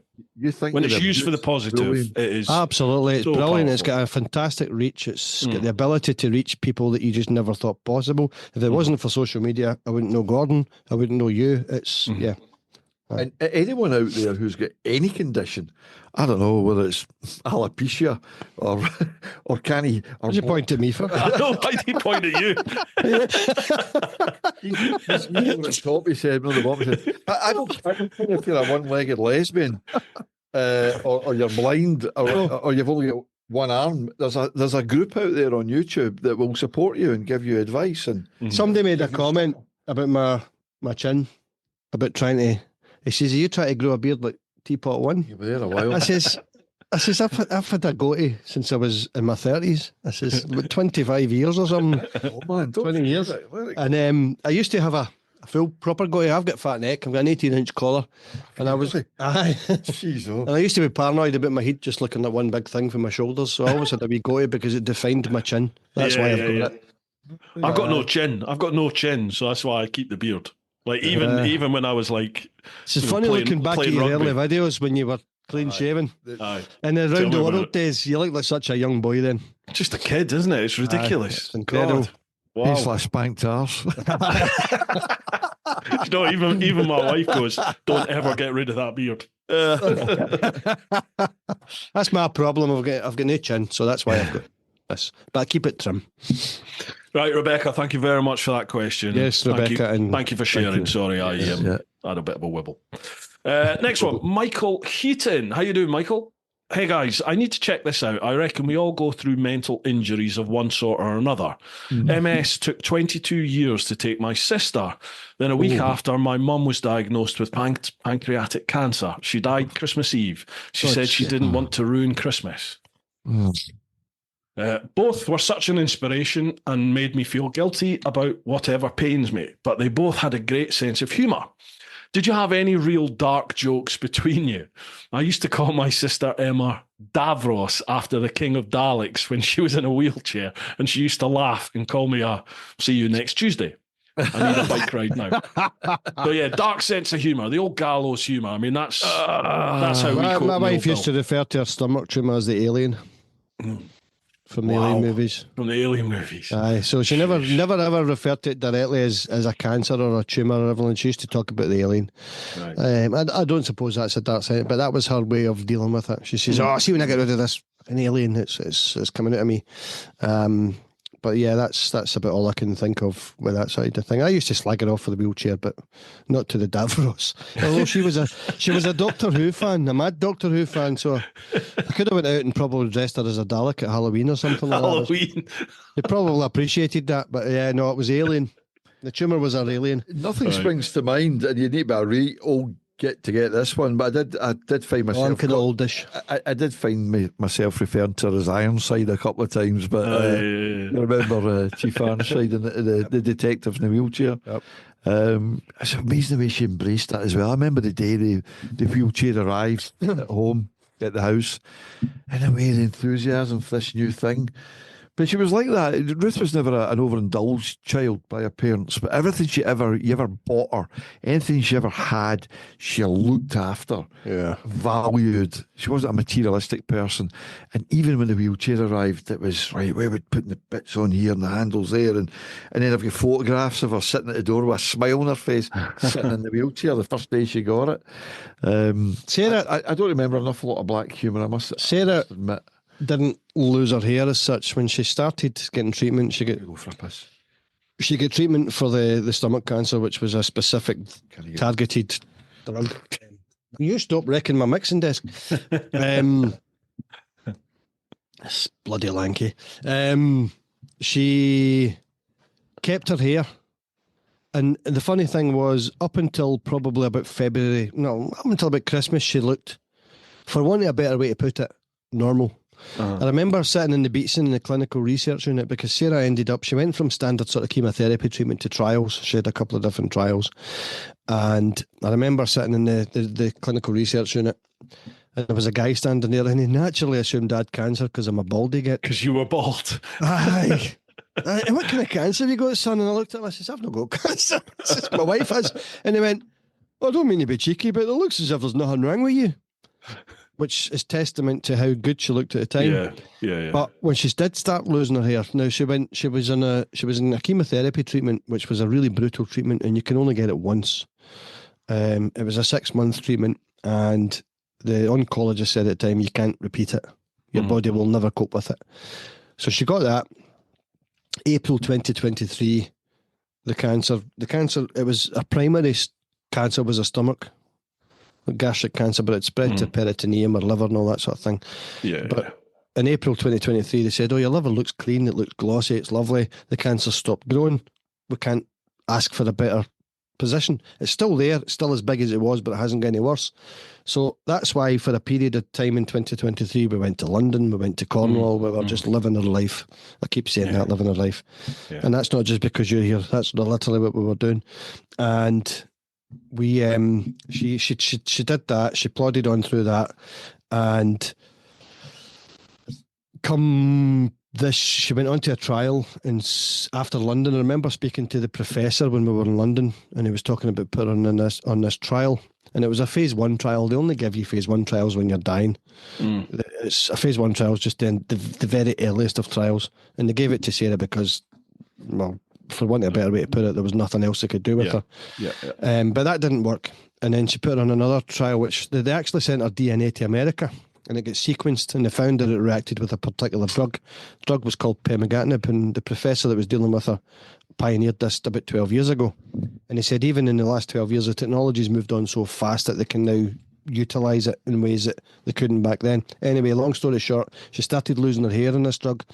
And in February, she was sitting there, and I remember saying to her at the time, I'm going to have to shave your head. And she says, I'm not going to fucking look like you. She's two baldies going down the street, me in a wheelchair, baldy as a coot, and you standing next to me, baldy. She's never going to harm. Anyway, I eventually had to shave her head, and that was the dark humour in that. She was just had a wee laugh that we could match her baldy heads in bed, That's funny. It's a coping mechanism, isn't it? It was. She took humour in it. She found it difficult initially because I think other people that have I don't know how other people feel, obviously, but because Sarah had kept her full head of hair for all that time, it was almost a disguise. Does that make sense? Yeah. Whereas if she'd lost her hair really earlier on, you got face up as she put it, she would have felt like a cancer victim, but she didn't. Even though she was going through all the treatment. It wasn't until she started to lose that she thought, oh, this is me really kind of, I'm starting to look like someone that's got cancer type of thing. But she had a good time slagging off because, baldy husband, baldy wife, and that she thought that was hilarious. It's so I remember all this as well, and funnily enough, you're talking about it brings it back to me because I haven't thought about this for ages. She went to hairdresser, she's long blonde hair, and she went to hairdresser and she got her hair cut short blonde. It was really, really nice. She looked really, really good because she knew that her hair was going to be falling out. And she was very smiley about a lot of things, very accepting about a lot of things, courageous, as I said. But she was pissed about this. So we went to that place up in Glasgow near Slater's. Oh, aye. And you make an appointment, you go in and you get the wigs tried on and all the rest of it. And she was so negative. And for me, that was the one standout bit, that she was so negative around the whole hair falling out thing. Not particularly from a vanity point of view, but when she put the wigs on, she said, that doesn't look like me.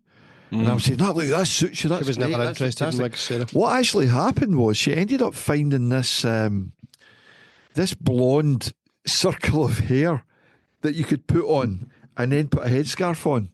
And it looked really nice. I've got photographs of her. She looks absolutely fantastic.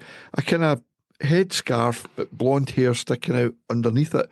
And that's what she did. She absolutely rejected all the full wigs. I actually thought the wigs looked really good. I thought they were almost too big for her. It was too much. Yeah. But she was pissed off about that whole thing. Talking about dark humour, Sarah bought a bandana with skull and crossbones on it.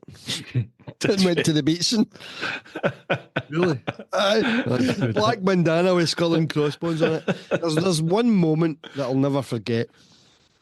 And when we decided she needed to shave her hair, because it was starting to come out, I was standing in the kitchen behind her shaving her head. And that moment, my eyes just filled up. And the tears were running down my face. But she didn't know that because I was standing behind her.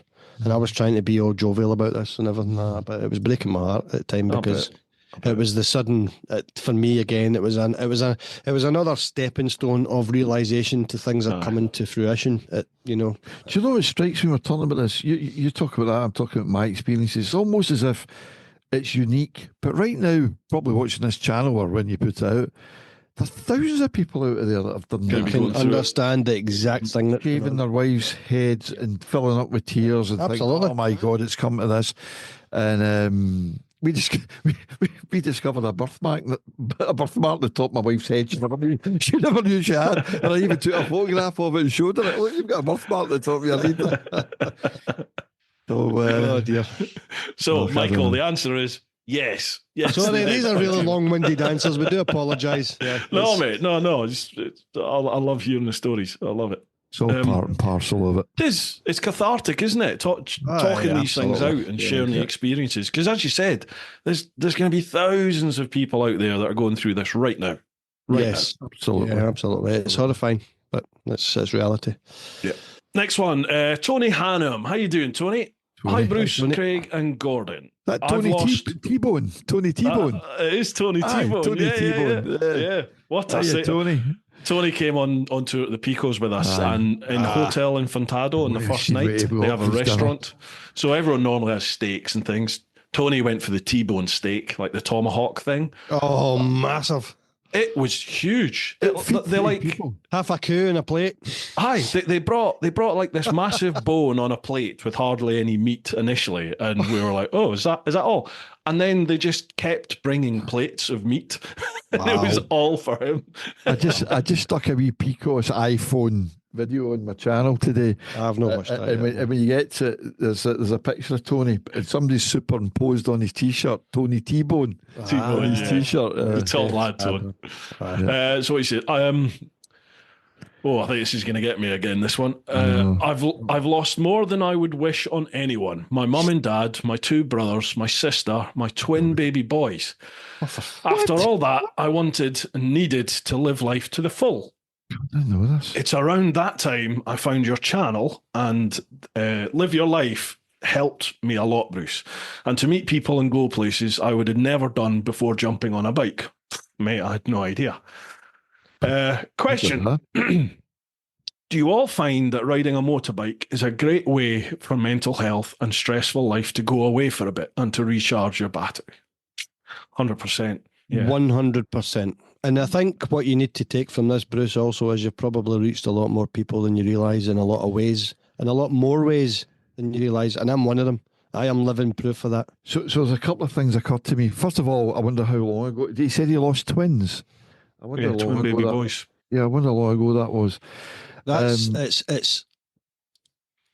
I can't begin to imagine the type of grief this person has had to deal with in his life. I just can't. But I've no idea. heart- I've known my heart Tony for goes out. years. it Not knowing goes any of out that. to him. It really does. He's a nice bloke, and he's a good. 100%. lovely I think the motorcycling has like you just said it, Bruce, right away. 100%. It's Well, we've got some funny stories about that, but we might come back to. If we've got time, we can go. This thing about talking and concentrating on. trying to make videos and actually not being able to edit them because of the language and the conversation. Yeah. And the comms and The comms and- You should have Dale come on a trip with you. Listen, we were out not long ago, and I went to edit the video. I had to abandon ship. I had to cut most of it off and put music to most of it. And the conversation was, it would need to go behind a paywall. Tony was a down to earth guy, genuine down to earth guy, and on the second night we went back to that hotel, the Infantado, and you guys all went into town. There was four of us stayed behind. There was Dale, unusually, me, Simon, and Tony. And Tony told a story about, I think it was his wife's 50th or something, wanting to really treat her. He gets a car to pick them up. Tony will be listening to this.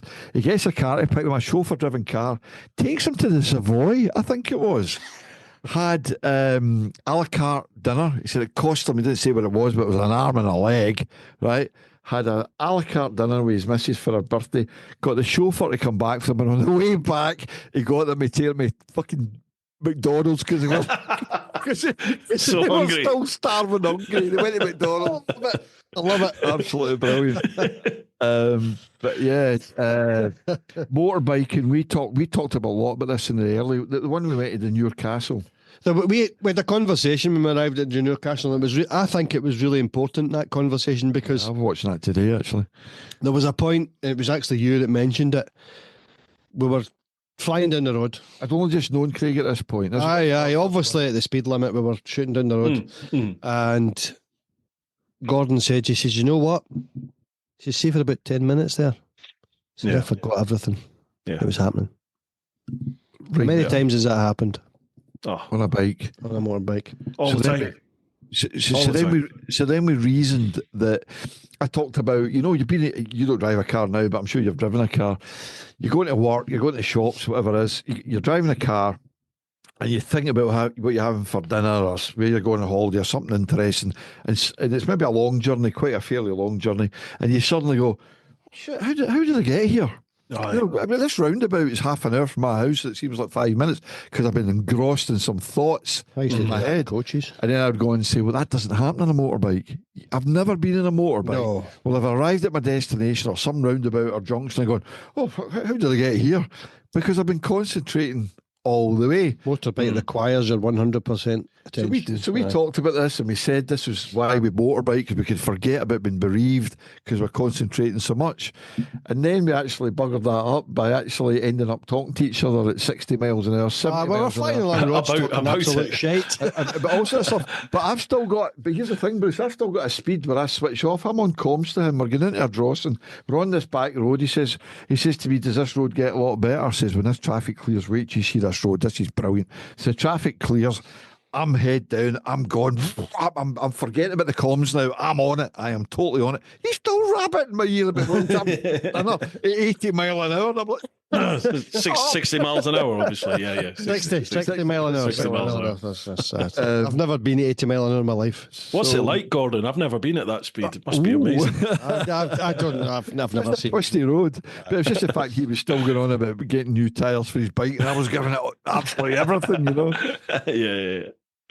Tony says, keep up the good work, all of you, please. You guys are helping so many you don't realise. Thank you, Tony. Great, Tony. Brilliant. Good to hear. meet you as well. Yeah, absolutely. Cheers for sharing that, Tone. Next one, Andy Andrews.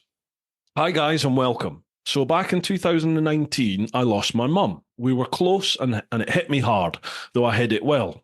She always wanted to travel, but was terrified of flying, tunnels, terrible seasickness, etc., so she never did. But she was a biker in her youth. As homage to my mum, I carry some of her ashes in a locket around my neck, so she's always close, but gets to travel with me on the bike to see a bit of the world that she couldn't. Is there something you do, or carry to keep your past loved ones close, and does it help you? Well, I can answer that right away. You do. First of all, I've got a wedding ring. Oh. And secondly, I don't know if you can see it. Mm-hmm. I got some of her ashes put into a resin in a ring, and I got it made. One of the things that she said in her book of, this is what I'm telling you to do, was that wherever I go, I take her with me in some way. And I thought that was the best way to do it. Where are we going next year? Oh, we're going to the Arctic. Aye. We're going to the Arctic Circle. Are you? One of my bucket lists. Aye. I think Up in Peaky's going Norway? to come with. Peaky might come. But We've just said that in brew time. He's going to have to go now. It's going to have to happen now, boys. Aye, Absolutely. Right, Brian, you're coming. Where you going? In Norway? Yeah. Yes. Yeah, Well, yeah, it's beautiful. it's something that Sarah and I talked about. It was part of the bucket list thing, and I've come hell or high water. I'm doing it. Mate, and do it. Gordon's Stunning. kinda- Norway's Gordon's roped himself. Have you done it, Bruce? Yeah. Yeah. Been around the world, you know. Yeah. Oh, well, yeah. well, obviously you've been round the world. I was meaning a specific. Obviously, you've done it. Listen, of course. Only as question. part of that trip. Yeah, Only as part of I that trip. know. Of course you have. We talked about the Arctic, again, my whole explanation about the Arctic Circle moving. Do you remember that? It's going Was north. it you? and- Because I was just a way to bring up that interesting fact, and it was you that told me. So the very, very quick. So they built the visitor centre in the late 50s, just Yeah. north of Mo Irana. That's it. And when you go in there, Richie V did a video going up there, right? And it pissed with rain the whole time until I got to Lofoten Islands, right up in the north. TMF went, it was that freaky summer. We had 40 degrees in this country, or in England, and TMF was getting 25, 27 degrees in the Arctic Circle. I don't know if you've seen that series. But That was a anyway, Motorrad tour, wasn't it, that you did? yes, it was. So you go into the visitor centre and there's a thing you get your photograph taken with saying you've now entered the Arctic Circle. But there's also another bit of information that tells you to come out, once you've had your reindeer burger and chips like they all do, come out the visitor centre, turn right and go a mile up the road, a kilometre up the road. Reindeer burger. To make sure that you're in the Arctic Circle, because the Arctic Circle's moving. Mhm. So as I explained to you and Nevis, what's the definition of the Arctic Circle? So if you live in a wee log cabin up there, right? If your log cabin where your location is doesn't get any sunset in the longest day of the year on the 21st of June, but doesn't get any sunrise on the 21st of December, the shortest day of the year, then you can be said to be in the Arctic Circle. Right, that's the definition of being in the Arctic Circle. When you talk to people who go in the Arctic Circle, they think, "Oh my God, how are you going to do that on a motorbike?" Because they hear North Pole, Mhm. but the Arctic Circle is 1,650 miles south of the North Pole, and in the summer it'll probably be 10 degrees or something like that. So you're not going to be riding on ice. So the reason why it tells you to come out the visitor centre and go a mile up the road is because the Arctic Circle is moving and it's moving north. Now, why is it moving north? Because if this is the Earth and this is the Sun, the Earth is tilting backwards by about 2 degrees. And then it goes 2 degrees that way or 4 degrees that way. And this happens, don't ask me how they know this, every 42,000 years. Didn't know this in the late 50s when they built the visitor centre. So if you just go to the visitor centre, you're actually not in the Arctic Circle. Circle. So if you had your wee log cabin and you were inside the Arctic Circle because it never got dark in the 21st of June and never got light in the 21st of December, you're now getting some sunrise and some sun set. So you're not in the Arctic Circle, near luck. So it's actually moved a wee bit north, and that's why you have to go up there. But an interesting point, and I haven't even had the chance to talk to Craig about this. I ended up talking to Simon Weir about this. Mm-hmm. And I said to him, "Do you have any routes and stuff that we can look at to go?" He says, "I've never been because I'm not going to pay £15 a pint." That was exactly put in his text. He said, "But I have put together with the help of other people a route that will take you all the way to Nordkap, which is the furthest northerly." Aye, furthest, yeah. You got to go there. And listen, Yeah, absolutely.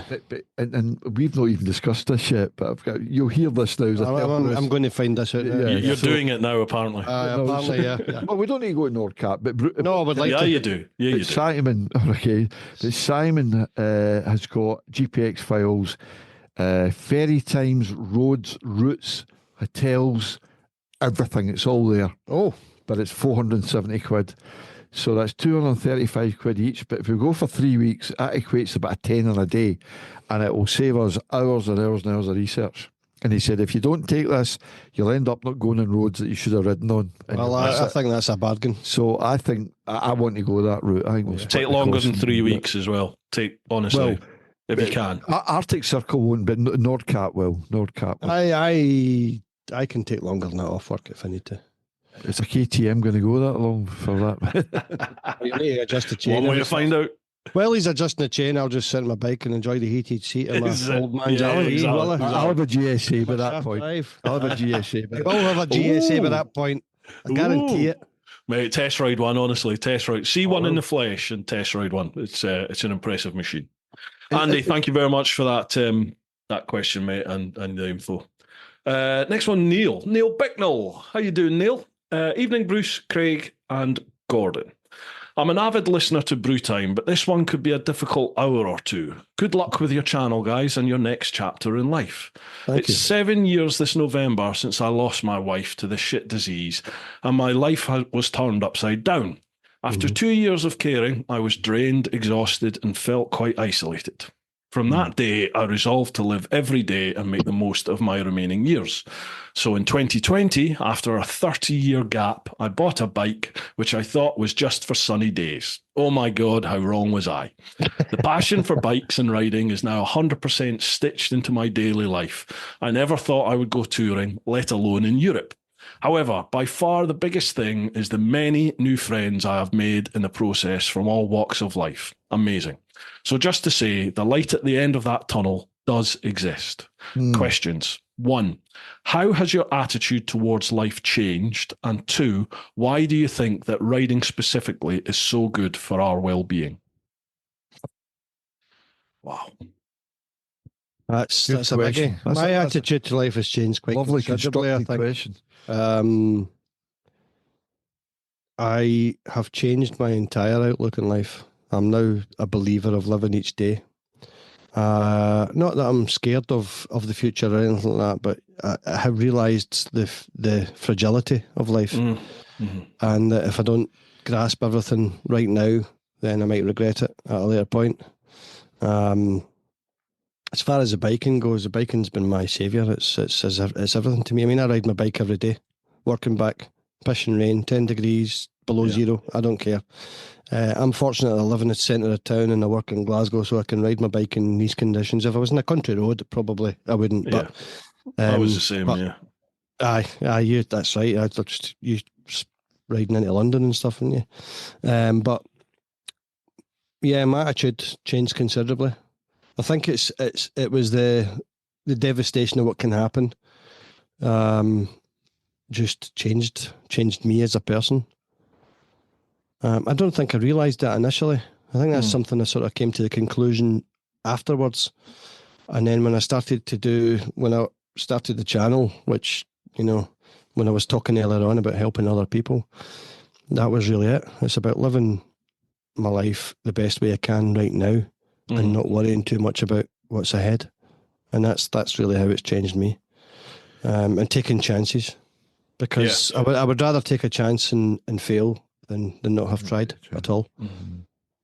You what is it? The saying goes that you miss 100% of every swing you never take, isn't it? Absolutely. Yeah, that's really good. I like that. I'm not into that preordained stuff. I arrive at a junction. Shall I go left? Shall I go right? I want to believe I have the choice, and it's not all preordained like the Matrix.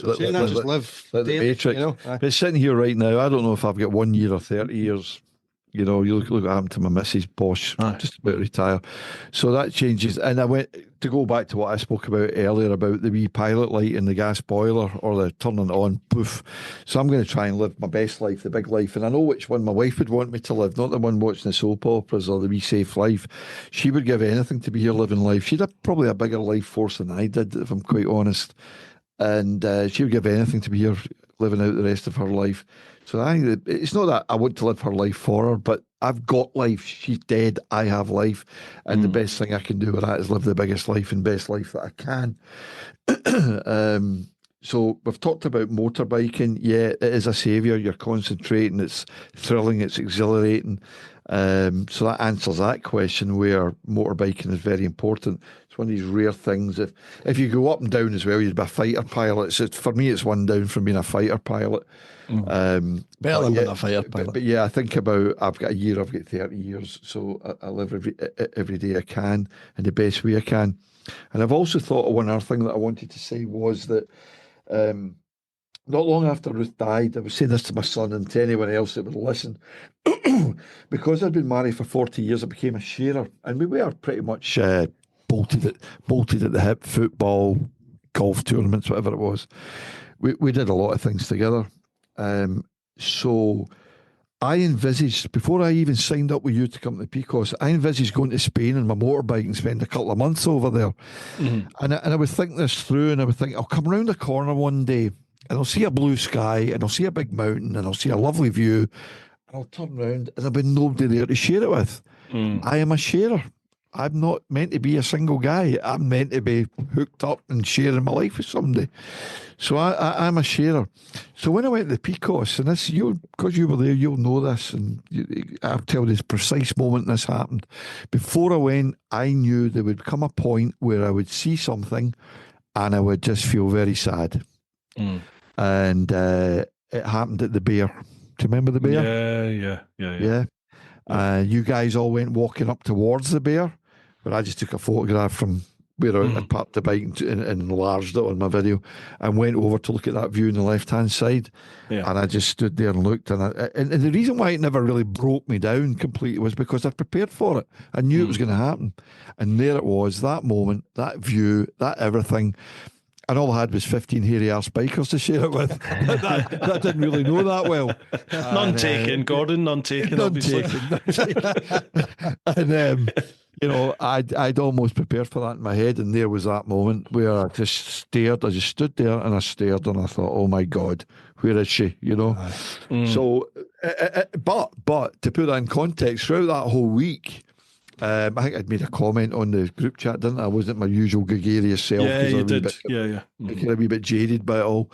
But generally throughout that whole week, I had a great time. I wasn't in mourning the whole week. It was good fun and it was great. But that was the point up at the Bear for me. It kind of hit home. So no, I get that. I understand that. It definitely changes your outlook in life. Absolutely. Yeah, I kind of find it's been 16 years since my mum passed, and I've been on my own little wee journey, really, because I remember when mum first passed, I was very much like, fuck it, live your life. So it was like, credit card, son, we're going to Disneyland, and it's just max a credit card, let's just do it. Forget tomorrow, let's live for today.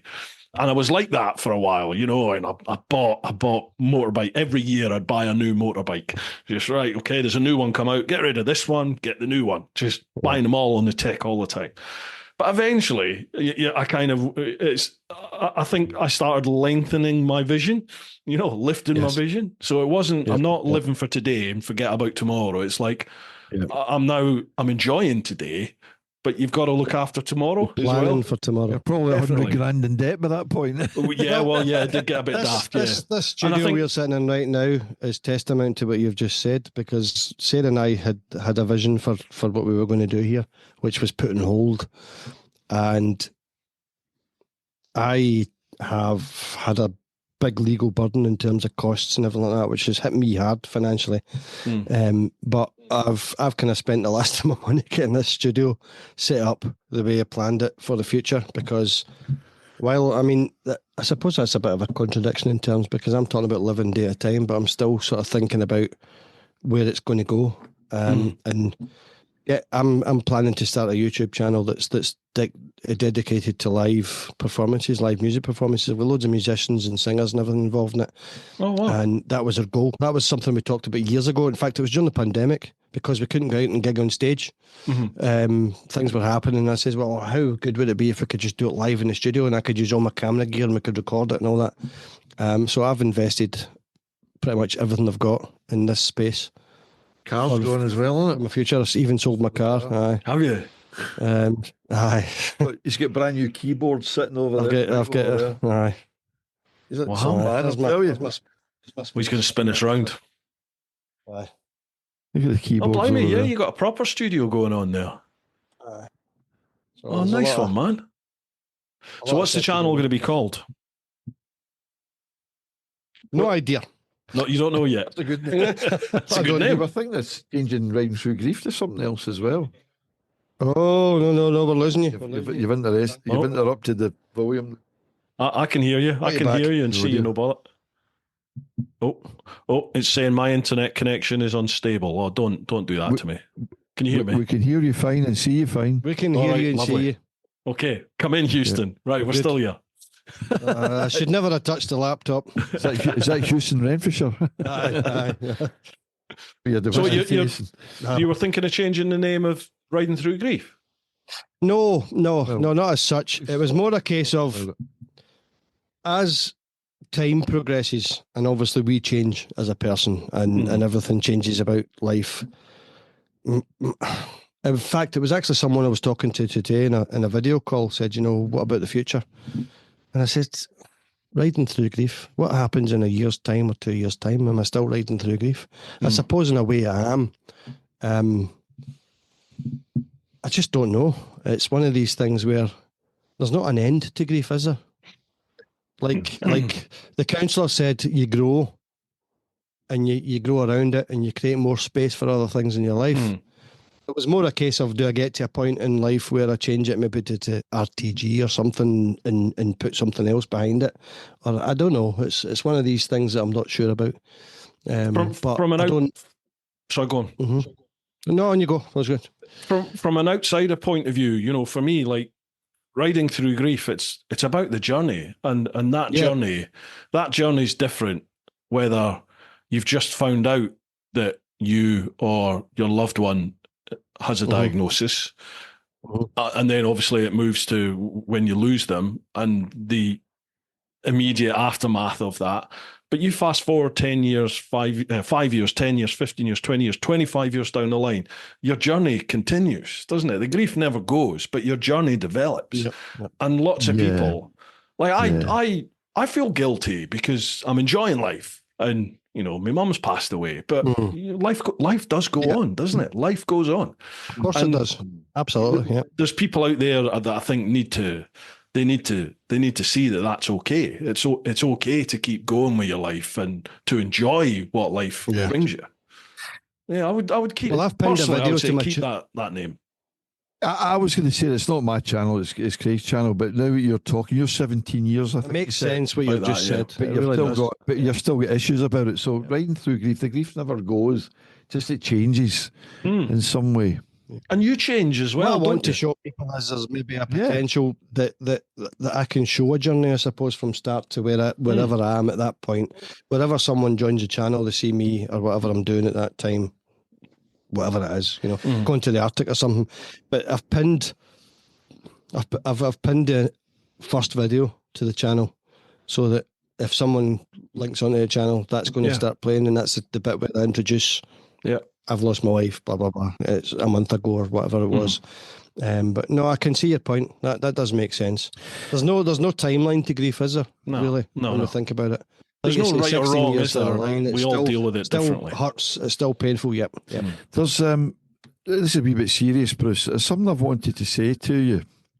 You're saying, oh God, what's he going to say now? Something I wanted to say to you. And this is my heartfelt thoughts. I've, like Craig, I've watched, not as long as Craig, but I've watched your channel for about 6 years, and you're very, very honest about, you look at people with 250,000 subscribers and, why is their channels taking off? And you've got lots of subscribers, but I know that your ambition would be to have more. And you've often made videos down through the past. You're such an honest, kind of open guy. And you talk about not sure where the channel's going. I've had a bit of a rough time recently, trying to get my focus back and all the rest of it. And I remember a long time ago commenting to you that, you're the channel. Your personality, your integrity, you're the channel. And through tonight and listen to what you've had to say and something that Craig said, I would come back and I would say to you that you absolutely are the channel. Now, we don't want to spend all the time talking about grief and mental health, but we touch on it, and you do so many other things, and great fun, the ride-outs, the chicken strips and all the rest of it. But as Craig has just said, and I know other people have said this too, as Craig just said, you were the reason why he started to live your life. And we've also talked about how much of a help that you've been to us and to other people who have been bereaved and going through difficult times, because you touch on this stuff. And I don't know whether this will resonate with you or not. I think you've got something like 95, 100,000 subscribers. The real satisfaction that you can take away from all of this is that it doesn't really matter if you go from 100 to 200. You're paying your bills. You're having a nice life. And sometimes I think about, how many chicken strip tours can this guy do? How many fan ride-outs can this guy do? Because you're only one guy. Before it comes so samey and so, I want to do something else now. Where's the next station? Where's the next leap going to? But if you really stop and think about the amount of people who you have helped and are helping with this channel, TeapotOne, what it does, I don't think it really matters. This is only my personal opinion. I don't think if it really matters if you stay at 95,000 subscribers. You're living a very, very worthwhile life, and you are helping people. You're making people laugh. You're giving a community. You're loved by other people. Yep. Why would you want any more?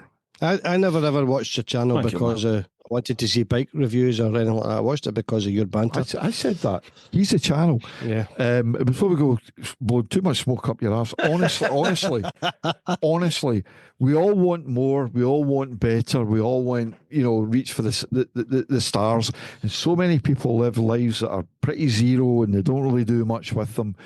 Even if you were to stay right where you are right now for the next 5 years, so what? You bring so much comfort, so much joy and laughter to so many people. And if you're still making a bit of money out of it, paying your bills and getting by, I would be 100% satisfied with that. Here. Don't go anywhere. Thank you, man. Stay Appreciate right there. it. Thank you very much. And I want to say that to you because it's true. Appreciate And that, the Gordon. amount Thank of you. people, the amount of people that you're helping, just doing what you're doing today, yesterday, and tomorrow, is phenomenal. So there you are. Thank you, man. I just I love to hear that, you know, my mum's words of "live your life" have such a positive impact on other people as they did with me. Changed my life, and it's amazing to hear the Just impact stay there, it has. just stay there and keep doing it, mate. Just stay there and keep doing it. It's a worthwhile life. Certainly is. We've got one more on Patreon. David McCracken. Davey, how you doing, pal? Hi, lads. I don't want to lower the tone, but I'm afraid by now all the serious, hard-hitting questions have been asked, and it's up to me to ask the silly stuff. So without further ado, 1, what's your favourite pie filling? Oh, that's easy.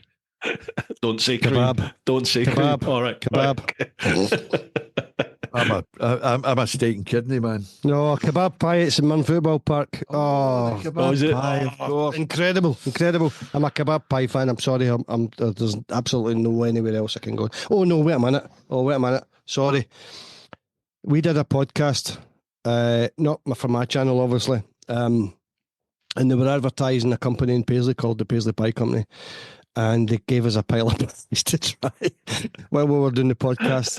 And there was a cheesy nacho pie. Oh, Epic. Cheesy nacho pie. Best pie I've ever tasted in my puff. There you go. Oh, wow. I'm still Kidney.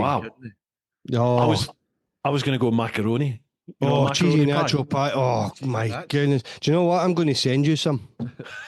Cheesy natural. Cheesy Thanks. nacho. Cheers. Cheesy nacho. Oh, Cheesy, cheesy natural. Where did it go? Cheesy natural as opposed to cheesy unnatural pie. The one night that I wasn't in this podcast because I said I've got too much shit to do. I was editing. So because they're using my studio, I've got to be here.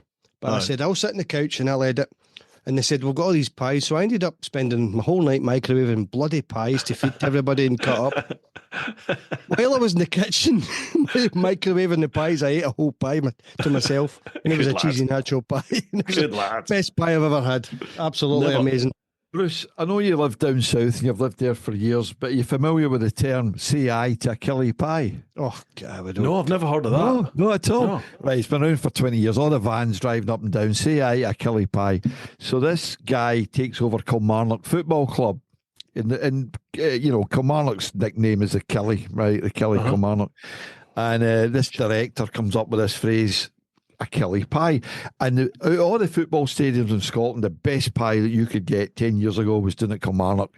And all the vans delivered to the shops. Not anymore. Say aye to a killie pie. And now, because this director has left and taken the rights to that phrase with him, all the vans now say aye to a Kilmarnock pie. It doesn't have the same ring. Doesn't it, does it? But the killie pie was good. Which reminds me of more reasons to shop at more reasons. Now, Morrison's used to be, I used to live in Preston, and Morrison's used to be a supermarket in North England. Several years later, they built over Safeway. Remember Safeway in Scotland? Yes. So Morrison's on Scotland now. Now, when I lived in Preston years ago, there was an advert on the radio and it went, more reasons to shop at more reasons. I thought, that's really good. Like that bit of marketing. It's back. But it goes, more reasons to shop at Morrison's. You're like, that doesn't rhyme. Why don't you just say Morrison's? Somebody would complain about it for the most part. More likely. Morrison's to shop at Morrison's. So say aye, a killie pie's gone. Great pie. That was a long answer there, wasn't it? Wasn't it? Pie. Cheesy nacho pie. Sounds immense. That's what Lefroy does for him. Kebab pie was the thing until I remembered the cheesy nacho pie. Never heard of a kebab pie either. God, Oh, savage. St Mun Football Park. There's a company called Pie Sports, and they've got the same logo as Sky Pie Sports. Sports. That's something. And else. they supply St Mun Park and Partick Thistle, and the pies are Beautiful. Davey's got two other questions. They're Right, quick go for it. fire ones. Favourite beverage for washing down said pie? Moretti. Stella. Oh. I can't believe you didn't say ginger. Iron brew. Ginger. No, my Your other national drink. Iron Brew. Aye. Iron Brew's got to be. Iron Brew. Well, sorry, if I'm not allowed alcohol, it's Iron Brew. Made in Scotland from Girders. That's the one. Last one. Would you rather lick a lamppost on a frosty day or teabag a hungry crocodile? Jesus. Oh. How do people's brains work in this class? If you'd asked me that question 2-3 months ago, I would not known what teabagging was, but No, I'll look at My the post. I was exposed to an experience that I've learned what it is. But Oh, God, and we need to hear now. look a I lamp. can't comment on that one. We're both going to look at Like a lamppost. lamppost, I want to know about the teabagging, Gordon. Come on. Are you so naive that you don't know what teabagging is? I know exactly what teabagging Well, is. Yeah, I want to know how you now know. I can't I've comment. just got to butt out. Can't comment. I've just got to butt out and say that somebody explained it to me in a pub once. I'm not a Billy, he's a Tim and all that. Oh, comment. Jesus. But we're Right, looking David, at thank you lampposts, very we're much for that We're question. definitely mate. looking lamppost. Thanks for the question. Aye. You've lightened the mood, Davey. Thank you very much for that, mate. Gents, that is over 3 hours, and that's just Patreon. There's still questions on Instagram and Facebook, but we'll leave that for another time. We'll have to get you back on. Is that 9:45? It is, mate. Aye. Jesus. One of the best experiences of my entire life. Listen, mate, that's just been brilliant. Thank you so much. Gents, I've really appreciated you coming on. I appreciate your honesty and your candid honesty with this. Really has. I'm sure loads of people out there, myself included, I found it beneficial just to chat about stuff. And I hope so. I genuinely do. I hope so. Pretty good, mate. Pretty good. Thank you doing very what much you're for doing, giving us lads. a chance to come on and have a chat. I think teapotting beats teabagging. Teapot and genuinely, teabagging, lads, yeah. if there's anything I can do to help promote what you're doing, please just let me know. Right. Very kind of you. Thank you. A real pleasure, Bruce. Gents, before we you go, very much. See you soon. the floor is yours. If you want to promote anything, anyone, feel free. That's more for you. Oh, you kind of put me in the spot there. Rick Paisley or whatever else. No, Don't say St Mirren Football Club. Come on. No. Don't. what's wrong with St Mirren Football Club? Come on now. Come on. Listen, we got 6 last year. We're getting to Europe. Oh, sheesh. If I was going to plug, Although my brother-in-law's a massive Aberdeen fan, and Aberdeen are doing amazing this year. Oh, I'm this not a year. football man. Not a football Are you not? man. No. Oh, no. if I was to plug anything, I would be plugging the very, very, and I won't name them all now. They say in the radio, and anyone will give a shout out to. Well, okay, I have a shout out to good friends and family that have helped me this far. Aye. Craig, my sister Doreen, her husband Alan, my brother-in-law Brendan, his wife Veronica, my son Aaron and his fiancée Ilza, 2 really great friends, Jill and Ron. Yes. Oh, they're lovely. Yeah. Lovely. My wife's best friends Fiona and Mary, and their partners Alan Gall and the guy that I can't remember his name right now. It's just gone right in my head. What embarrassing! That shouldn't have started this. And my very good friend Mario, who I'm out on the piss with tomorrow. Well, I have a wee friend in Sweden who I must make a special mention to, Charlotte Graham Yort. She owns a yarn store in Strängnäs, which is about an hour from Stockholm. And for the entire month of October, she's donating 25% of all sales in her pink yarn stuff to the Beats and Cancer charity. Oh, And she's nice popping over on the 1st of November, and it's going to be on the 5th, and she's going to take whatever she's made up to the Beats and Cancer charity, which is a wonderful thing. And and a lovely friend who video calls me almost every day, and she's listened to every piece of crap I've ever given to her. So wow. And the guy whose name I just cannot bring to mind right now, and I can see his face.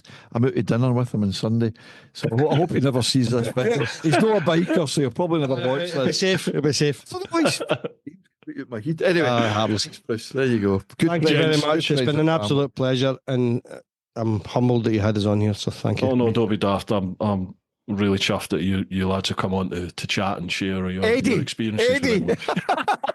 You were not going to let that lie, were you? You could not let that go. Sorry, pal. Well done. Can I help you that? Nice one. Folks, I hope you have enjoyed this. I hope you found To be honest, beneficial from it. 3 hours have passed. It's been amazing. Thanks for. Try to sign off to the. Sorry. audience. It's fine, don't worry about it. No worries. Folks, I hope you've got something from this. I hope it's helped some of you. Thank you to everybody that shared, some really personal things there. Some people I've known for years have told me stuff I never knew anything about them there. So thank you for your honesty. What can we say, folks? Just look after those that you love. Get on out there and live your life.